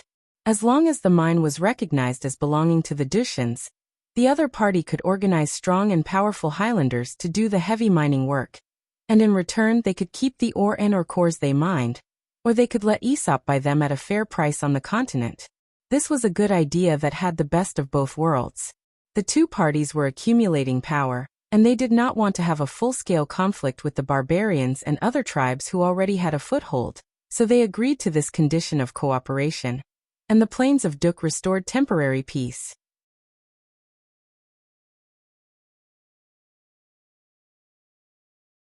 Chapter 187. Yugalu continued. I heard that the bull went for Enril, and if it wasn't for Morin blocking in front, he might have knocked Enril over. It's a pity that I didn't experience that battle. What a pity. Giraffe grabbed the jug of wine and drank it heartily. There's nothing to regret. I'd rather not have experienced it. I'm lucky not to have been on the battlefield. Otherwise, it would have been the bull who rushed at the front, and we wouldn't be able to sit and drink together today. Today, we shouldn't resent Morin anymore, and giving this bull horn to Amon is also considered a release from the past. Amon was shocked and couldn't help but ask, Lion King, didn't you intervene in the battle of the gods? Yugalu grinned. Don't think that just because you can withstand 3 of my roars, you can stand shoulder to shoulder with the gods. This is not a real life and death battle, it's far from that. You must be very interested in what happened between me and Morin. And since you're finally qualified to sit here and drink with me, I'll tell you about the past. Amon smiled faintly. Lion King, if you don't want to tell me, you don't have to. I have no intention of asking. What happened between you and her is your business. I have no intention of asking. Giraffe suddenly slapped the table. Amon let him go. It's been more than 200 years, and he came to me as soon as he left the divine realm of Ennead. Obviously he wants something. If he comes out, he'll be free. This ordinary person should give the Lion King some face and beg him to come out. Otherwise he won't be happy, and if he doesn't come out, who else will he come out with? The Lion King Yugalu was actually not the strongest of the 9 monsters, and before the battle of the gods broke out in the Anunnaki divine clan, he had not passed the test of endless life and death, and obtained the 9th level of the power of the origin. But this giant lion was gifted and had amazing divine power, and when he roared madly, his combat power was not to be underestimated, and he was the most powerful and violent of all the divine emissaries. He joined the Ennead divine clan under the guidance of Tiamat, and a mutant lion obtained the secrets of the gods and embarked on this path step by step. He adored Morin. The violent lion had learned to be gentle. His once earth-shattering roar turned into a low and gentle song, dedicated to the god of youth and love. Why was the song melancholy? Because Morin had never been moved. Morin's smile towards him was so charming, but every time Yugalu wanted to express his admiration and desire to bathe in the river of love with this goddess, Morin always refused him and didn't even give him a chance to speak. This torture made Yugalu go crazy. The gods of the Anunnaki knew of Yugalu's love for Morin, and Morin was not actually angry, but she never hinted at it. Until one day, Morin treated Yugalu to a drink for the first time. Yugalu was overjoyed, thinking that his infatuation had finally moved the goddess of youth and love. At the banquet, the goddess smiled and personally poured wine for him, and Yugalu was so intoxicated with happiness that his heart was about to melt. He thought that after drinking this wine, he would be able to have the goddess, and then he really opened his arms and hugged Morin. Morin, however, reached out and pushed him away, and he fell limp to the ground, already drunk. When Yugalu opened his eyes, half a year had passed, and he had been drunk for so long. The Anunnaki divine clan had undergone a complete transformation, and the gods were divided and a civil war broke out, which was over before Yugalu woke up, with Tiamat and Kingu being the defeated side. Apart from Yugalu, the other 8 beast kings were driven to the battlefield by Kingu, and 5 of them were killed by the gods. Yugalu was the divine emissary who was guided by Tiamat, and his position in the Anunnaki divine clan became very awkward. Immediately after that, Enlil and Marduk had a disagreement, and both of these gods hinted that if Yugalu was willing to submit, he would continue to serve as the emissary of the gods in the new divine realm. At that time, Yugalu was in great pain, and he realized that the purpose of Morin inviting him to drink was only to get him drunk, so that he would not be able to participate in the battle. If Yugalu appeared on the battlefield, he would be on the opposing side of Morin. Was this a honey trap? Although he was not actually the strongest emissary under Kingu, he was taken care of with just one drink. He had a belief that if Morin really loved him, he would listen to the guidance of this goddess wholeheartedly. If Morin was only trying to keep him from going to the battlefield, then he could not accept this fact and would not stay in the Anunnaki divine clan. He found Morin, and with a loud roar that shook the heavens and earth, he asked the goddess if she truly loved him. Morin looked at him with a strange look in her eyes and said with a blank expression, "This is just a civil war between the divine clans, and no matter which side you stand on, It will not violate the oath you made when you first joined the divine clan. I only got you drunk to save your life. I know how you have felt for me all these years, and I don't want to see you die fearlessly. Whether I participate in the battle or not, it will not change the outcome of the gods. Are you going to hate me? If so, what I have done is meaningless to you. Yugalu roared with grief and indignation. This is not the answer to the riddle I want. I just want to ask, do you really love me? Morin asked in response. Why should I love? What kind of love are you asking about? Yugalu replied. Because I love you so much, I want you to love me as much as I love you, so that we can have each other. I don't want to lose you. Morin replied indifferently. I have never belonged, and I have been given the chance to save my life, so what loss is there to talk about? I have never loved, so why should I love me? Just because you love me. Do I have to love you? The will of the gods will not accept coercion, no matter how much they claim to love me. After saying this, Morin turned and disappeared. Yugalu roared skyward on the Saya plateau, caught in a deep entanglement.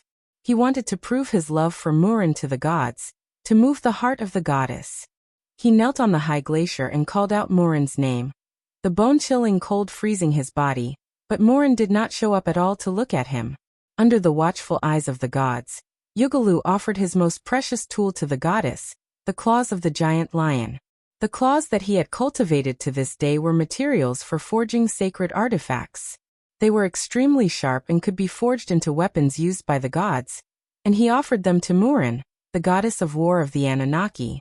Yugalu pulled out his claws one by one, and the pain was heart-wrenching. When he presented these claws in front of the statue of Morin, the goddess finally showed up. What surprised Yin was that Morin was not moved at all. Instead, she coldly asked him to leave. Her eyes were cold as she said, "Don't you think it's ridiculous to hurt yourself to gain the sympathy of a goddess and get the love you want? Not to mention a goddess who transcends eternal life, even sensible ordinary people will stay away from her. You let go of that little bit of selfishness in your heart just to get a tool that doesn't belong to you. To prove to the gods how much you love me. Put away your claws. How can someone who doesn't even cherish himself cherish that so-called love? How can someone who coerces feelings treat feelings kindly?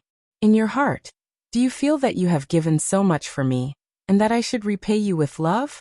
Think about why you love me. It's not because I love you, but because people are loved only because they are cute. You are pursuing the beauty that belongs only to your own dreams, but in this way, from today onwards, I will never see you again." Yugalu shouted. "Are you going to expel me from the Anunnaki? Then why do you want to keep me alive?" Morin's figure disappeared, and her last voice came. "This is not a play. Although I have passed all kinds of tests to achieve today's results, those tests from beginning to end are not to tell me how much you love me, but to tell and move me endlessly. For a goddess, this is meaningless. Today, you are not even as good as the bull I killed. I will keep this horn as a souvenir, and since you are willing to get hurt, then go wander with your wounds." This was the past between the Lion King and Morin. At this point, Yugalu stopped talking and slowly sipped the wine in his glass, as if recalling the taste of the past. Amon asked in a low voice, "You found me for this story?" Yugalu smiled. "I just thought about it myself, Amon. What do you think? There is a curse of Morin circulating among the people, and the man who fell in love with her experienced hardship in the city. What do you think?" Amon, however, did not answer, but asked in return. When he knelt on the glacier and pulled out his claws, did no one advise him? Yugalu replied. The goddess's elven servant once advised the goddess. "The great lion is so infatuated and so pitiful. Please show him a little gentleness," but was reprimanded by the goddess. Amon asked again. How did the goddess reprimand the elven servant? The Lion King looked up into the distance and replied, "I heard it too. The goddess reprimanded the servant. If you think he is cute, then love him, but don't come and advise me." This kind of words can be said without any responsibility, only to easily express hypocritical kindness, and the person who really has to face him is me, not him. Amon, what did the elven servant say? The Lion King, the goddess's servant again. He has pulled out all his claws, and if you do not comfort him, I am afraid he will hurt himself even more." And the goddess reprimanded him. "If the great lion chooses to hurt himself, then he should bear the consequences of his own choice, and he should not be saved by the gods because of this." At this point, Amon suddenly smiled, looking at the silent smile in the glass of wine. This smile, in the eyes of an ordinary person, seemed somewhat ruthless. The Lion King put down the glass and asked, "Amon, why are you smiling?" Amon said with a smile, "It seems that the gods who truly transcend eternal life transcend not only the form of existence of life, but also the pure heart, and see through the root of things. Doing that in the past would have been useless against a true god. There may be benevolent gods in this world, but there are no soft-hearted gods, and they will not change their will because of the threat of hurting themselves. Murin did not fall in love. This is not a tragedy, but merely playing up her own sadness. The goddess was not hurt." On the side, the Scorpion King suddenly chuckled, and then the Lion King also laughed. The two old friends laughed at each other, and the wine in their glasses trembled.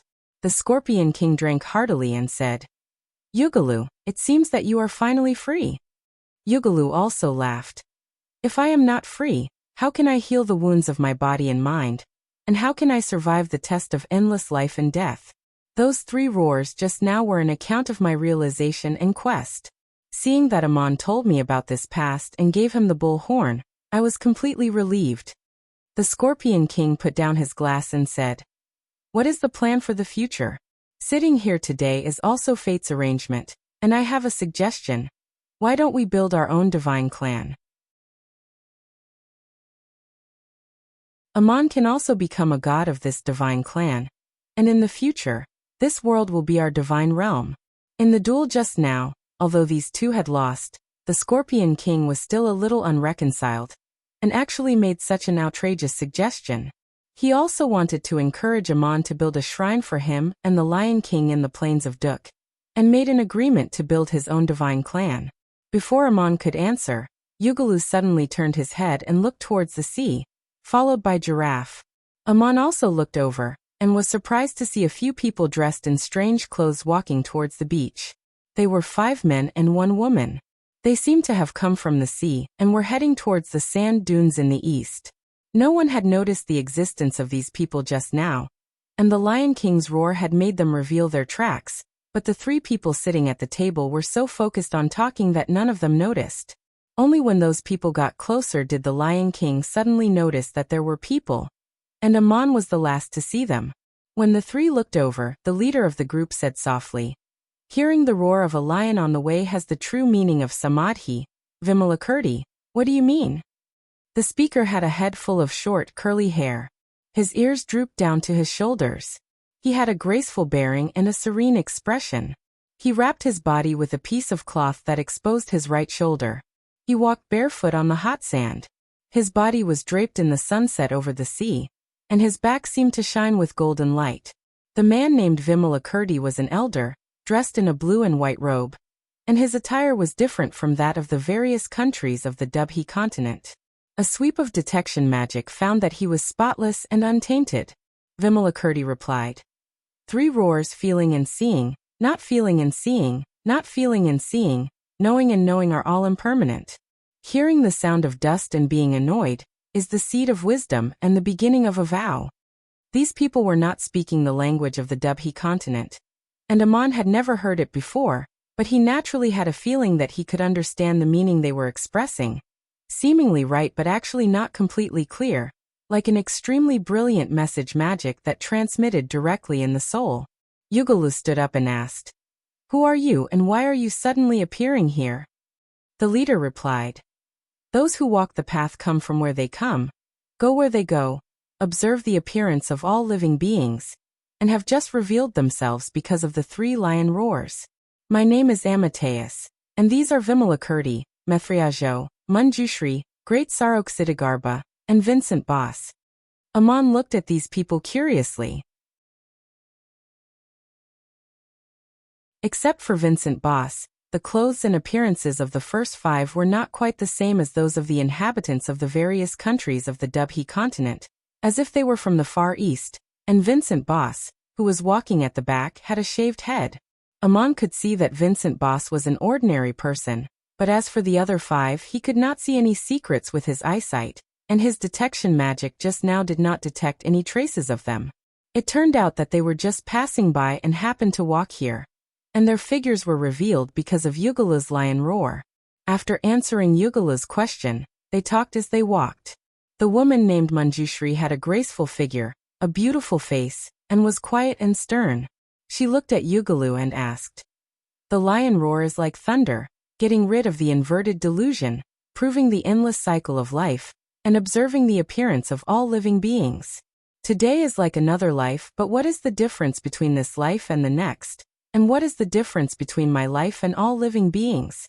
Only knowing the endless cycle of life. Do you know the immortality?" Amon frowned. These people had obviously heard the past events that Yugalu had just talked about, but they were talking about the realm after the endless cycle of life. Yugalu was stunned by this inexplicable question from Manjushri, and Giraffe slapped the table and said, "What? You look like gods. Which divine clan are you from?" "We are talking about establishing a divine clan. Which divine clan do you want to guide us to join?" "I'm sorry, I, the Scorpion King, do not know you, and I am not interested." Amitba laughed. "The realm of the divine clan, my solemn pure land of Buddha. The Bodhisattva takes the Buddha's land with the sentient beings he transforms, the Buddha's land with the sentient beings he subdues, and the Buddha's land with the sentient beings who enter the Buddha's wisdom." Giraffe glared at him, held the 2 demon scorpions who were still unconscious in his arms, and continued to drink his wine. Yugalu, however, said thoughtfully, "Friends passing by, if you can walk safely under my 3 roars, please sit down and drink with me." The few of them said in unison, "Thank you, Jushri Giant Lion, for your support." They each took a piece of wine from the table, but did not take the wine, then put their hands together in front of their chests, and were about to take their leave and walk down the sand dune. As they walked by, Amon grabbed Vincentius' sleeve. "Where are you from?" "Vincentius. I am from the kingdom of Assyria, and I follow Amitba." Amon asked again, "Why did you shave your hair?" "Vincentius. To be annoyed." Amon pointed to the others. "Their realms are much higher than ours. Why do they still have hair?" "Vincentius. To be annoyed." Amon smiled and let go of his hand. Although the Scorpion King was drinking with his head down, he was very nervous. He was on guard in the dark, and dark stripes appeared on the back of his hand. These people were of unknown origin, and there was no telling where they were from. So it was normal for Giraffe to be wary. As Amitba walked over, his eyes slid past Giraffe, but fell on Amon's face, and he suddenly stopped and said, "The past of the past is gone, the future of the future is yet to come, and the present of the present does not exist in the present. If you want to prove the endless sea of suffering, you must be at the ultimate level, transcend life, and be lifeless. Would you like to hear it?" The Maitreya Ark looked slightly puzzled, as if surprised by Amitba's sudden question to Amon. Amon shook his head and said, "I understand what you are talking about. Is it referring to the path of the gods that transcend eternal life? But I want to prove it myself. I don't want to accept the guidance of the so-called divine clan." Amitba did not say anything more, turned and left, and Vimalakirti hesitated to speak, following Amitba. Amitba walked down the sand dune and said to Great Saroksidagarbha, "You have seen the underworld of Osiris, and you want to go to the underworld of Kela. Have you gained anything?" Great Saroksidagarbha replied, "I have gained something, but it is not what I want to prove. This is a good deed, and the good deeds are shared by all living beings."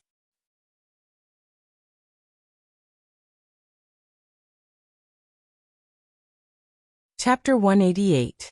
Manjushri looked back and smiled, her charm indescribable, and said, "If the information illusion cast by magic is like this, the things of the world are like birds in the sky, like people are annoyed, like one has woken up from a dream. Now that one has escaped from the sea of bitterness, one should seek to establish one's own everything. If one wishes to seek the Tao, why not come with me?" Yugalu put down his wine glass and strode down the sand dune. Those people walked leisurely, but Yugalu could not catch up. Then with a roar, he turned into a lion and sprinted forward, soon disappearing into the horizon. The Scorpion King put down the ice and fire scorpions, turned around and shouted, "Lion King, you have escaped from the Ennead. Where are you going with these people? We haven't finished talking yet." The sound of sprinkling water echoed in the desert, but Yugalu had already disappeared. Sprinkling water scolded in the direction where he had disappeared. This lion's temper hasn't changed, still so easily moved and stubborn. He had just escaped from the Ennead, but who knows where he was abducted by some god. Then he turned around and sat down. The fierce Scorpion King looked a little bleak as he looked at the wine on the table and muttered to himself, "Where did these gods come from? What are they preaching? It seems that there are still unknown divine clans in this world. Without the guidance of a divine clan, it is too difficult to explore alone, but I refuse to turn back." Yugalu left, and the Scorpion King drank a few mouthfuls of wine before looking up at Amon and saying, "Morin has taken a liking to him, and the gods are saying that she did not hesitate to abandon her ex-husband, Demuzid, and even sent Demuzid to the underworld in exchange, and will definitely be introduced into the Anunnaki divine clan. It is a great fortune for her to be a practitioner of the mortal world. But how difficult is it to truly transcend eternal life? And I hope there will be such a day. If you are not interested in what those gods said just now, I am afraid you are even less interested in my scorpion suggestion. The righteous sect has already stepped into the Anunnaki divine clan, and there is indeed no need to waver in their beliefs." Amon smiled bitterly. "Don't you know my relationship with Enrol? It was he who instigated the flood to destroy my home. No matter what sins my people have committed, I have already bid farewell to him." Sprinkle Water said, "So you want to join Marduk's side? I heard that Morin won the bet with Enrol and can freely enter and exit Anunnaki's divine realm, so it's not impossible to bring her into Marduk's side." Amon shook his head. "The path I'm trying to prove may not be the same. There are predecessors' insights and my own quest. I've been thinking, how did the gods transcend eternal life? What is the so-called divinity? I'm just a witness, I don't want to join any god system." These words were from the bottom of his heart. Amon was an anomaly. He had never received guidance from any god system, and he had solved the unsolved puzzles of Crazy Ol and Bear in his difficult exploration. Finally, he had comprehended and mastered the power of the origin, and he had already achieved the 8th level. He had also experienced everything in Schrodinger's spiritual imprint, and even learned about the torture of fate and the interrogation of the apocalypse. Before he became a true god, he no longer needed the guidance of any god system, and he only needed to seek confirmation himself. These were things that the Scorpion King did not know. Sprinkle Water smiled. "Maybe I'm thinking too much. No matter who, whether they believe in it or not, the gods are there. I was once an emissary of the gods, and I have received guidance from the oracle. I know what is wrong with the power of the origin and what I practice, so I only think about how to become a true god who transcends eternal life. Don't think that I can fight them with my great power on earth, but as a living being, the meaning of existence is actually different. I also want to tell you one last thing. The Tiamat's wrath cannot kill a true god who transcends eternal life." Amon was actually surprised and replied, "Thank you for the reminder. I have read about the Tiamat's wrath, only that it can severely injure the gods, but not necessarily destroy them. Is this the last thing you want to tell me?" Sprinkle Water sighed and said, "I once made a vow, although Tiamat, who guided me, has fallen, and I can no longer be driven by the Anunnaki divine clan. The secret of the gods still cannot be revealed. Only when I become a true god who transcends eternal life, and have my own divine realm and divine clan, will I be able to tell you what that path is. This is the agreement between the gods, and only then will I be qualified to join this agreement, which is why I said those words to you. But there is already a ready-made shortcut, and there is no need to pin my hopes on this unseen hope. Now do you understand why the Lion King Jokai left, and why I ignored those gods? We all have our own desired paths." Amon raised his glass and said, "The agreement of the gods has nothing to do with me, but in any case, I want to thank you for telling me this today. I can see that you also want to find someone to talk to clarify and strengthen your beliefs in your talk." After drinking for half a day, the Scorpion King stretched out his arm for the first time, and clinked his glass with Amon's. Wiser than I thought, you have really seen through a lot of things. In order to thank you for listening to me today, I will give you another promise. It is also a kind of hope. Sprinklewater's words had unknowingly taken on the tone of a god, and in the legends of the Dubhe continent, divine emissaries like him who had passed the test of endless life and death could already be called gods, just like Batet in the past. And when they referred to the true gods, they used the Be title, which was the true God who transcends eternal life, and deliberately different. Amon asked, "What kind of hope?" Sprinklewater said meaningfully, "It is a rare talent. But don't forget about the famous curse of the goddess. If one day I am injured like Yugalu and leave the Anunnaki divine clan, and I have become a true god who transcends eternal life and established my own divine clan, I would welcome you to become a god of this divine clan.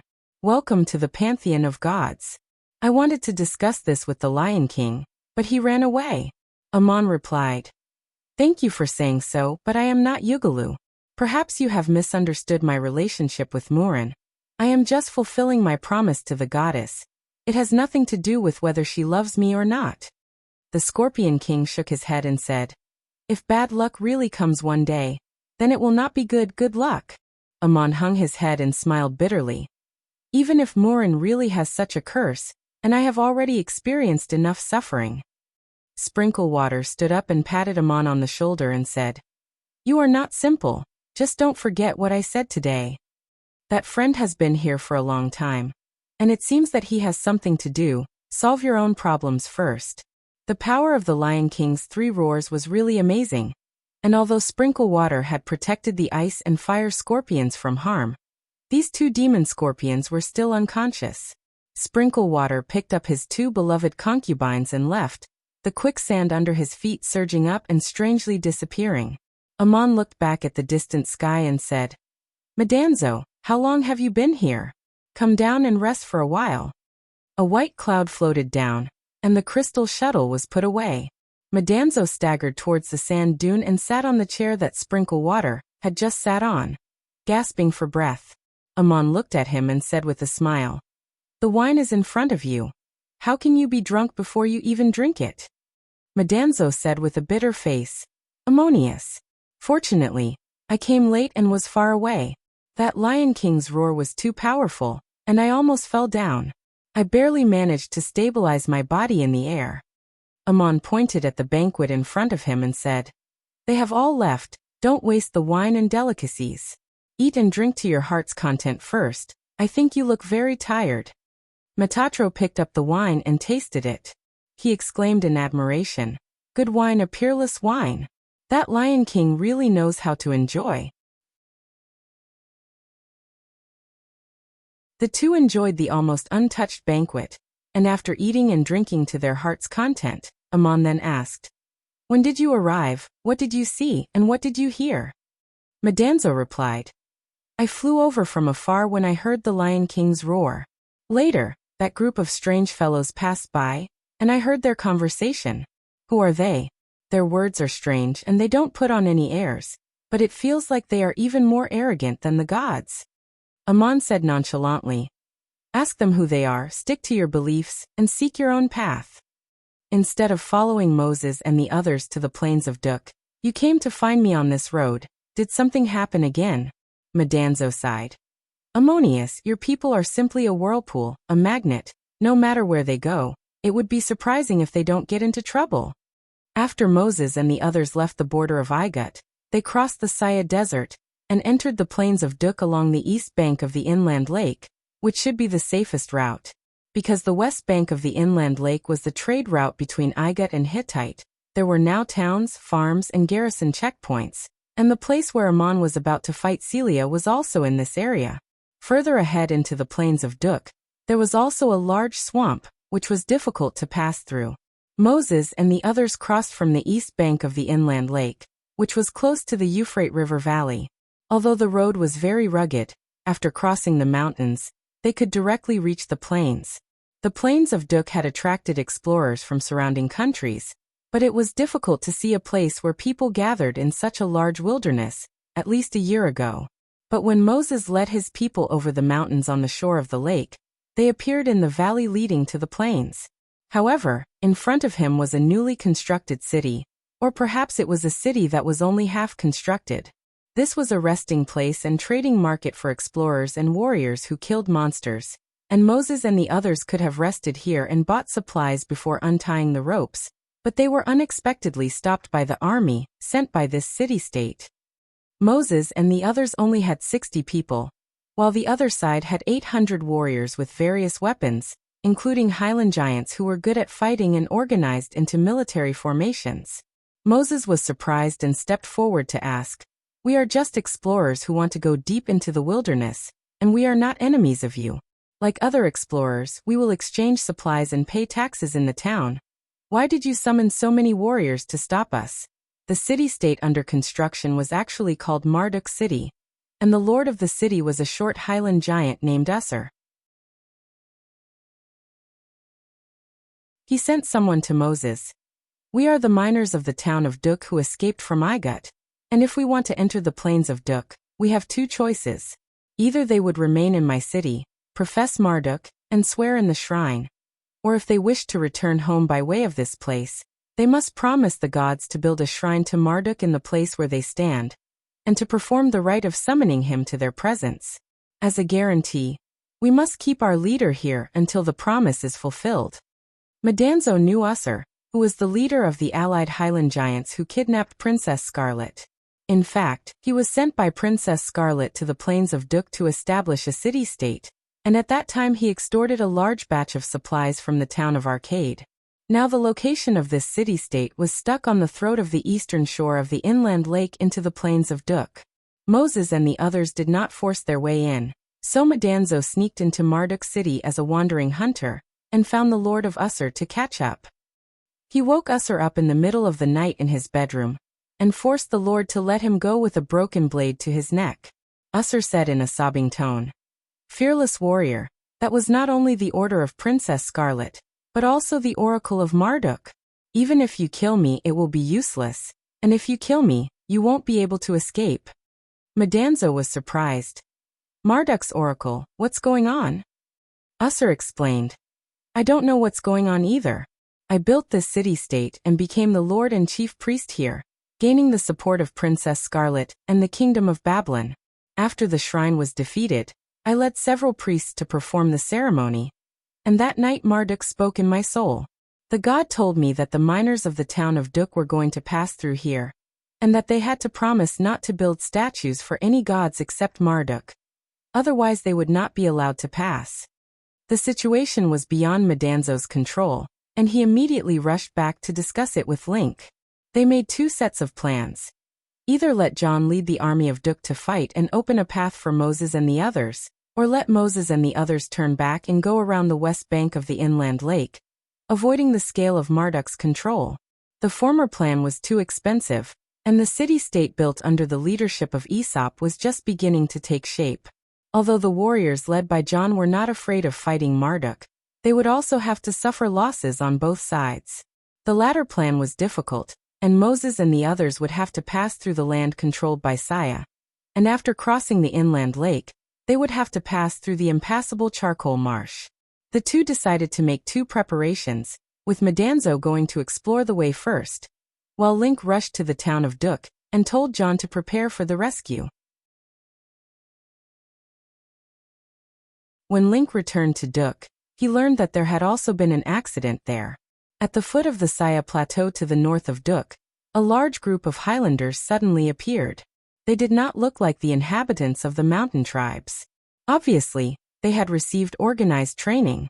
Carrying all kinds of equipment and supplies with them, they quickly set up camps and fortifications, forming the prototype of a city-state at an astonishing speed. This was obviously not a spontaneous action. They were strong and well-trained. Their resources were in order, and the deployment of their personnel was extremely orderly, as though they were soldiers and logistics personnel that had been trained for a long time. The settlement they built was less than 100 miles away from the city-state built by Link. They occupied the fertile land, opened up wastelands, and also occupied the mines where the Dushians had originally mined parangons and iron ore. They organized people to mine the parangon cores and iron ore, smelting fine iron on the spot, obviously preparing for large-scale immigration, and advancing to the entire plains of Duk.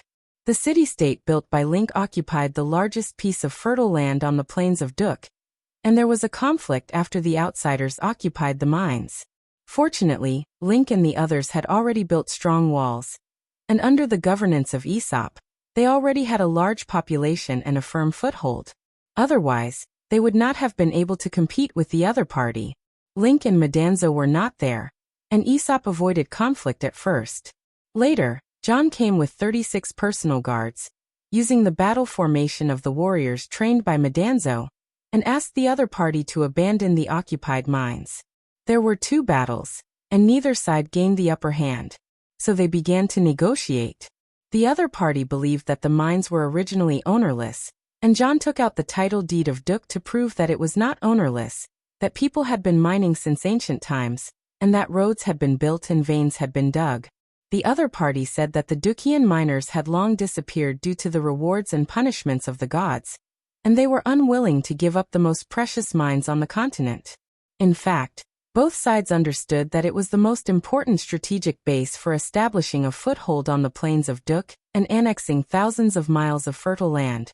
Warrior John fought them again, and found that it was not a problem to rely on his own city-state to defend it, but it was not quite possible to repel those people, so he sat down for a second negotiation. John did not have reinforcements, and the other party's troops were gradually increasing. They came across the Saya Plateau, and the walls built around the fake settlement were getting stronger and stronger. The first permanent building built was the Shrine of Enril. It was obviously unlucky for John to continue to attack under such circumstances, and Aesop made another suggestion in a timely manner. In the past, Aesop lacked a strong labor force to mine ores and or cores.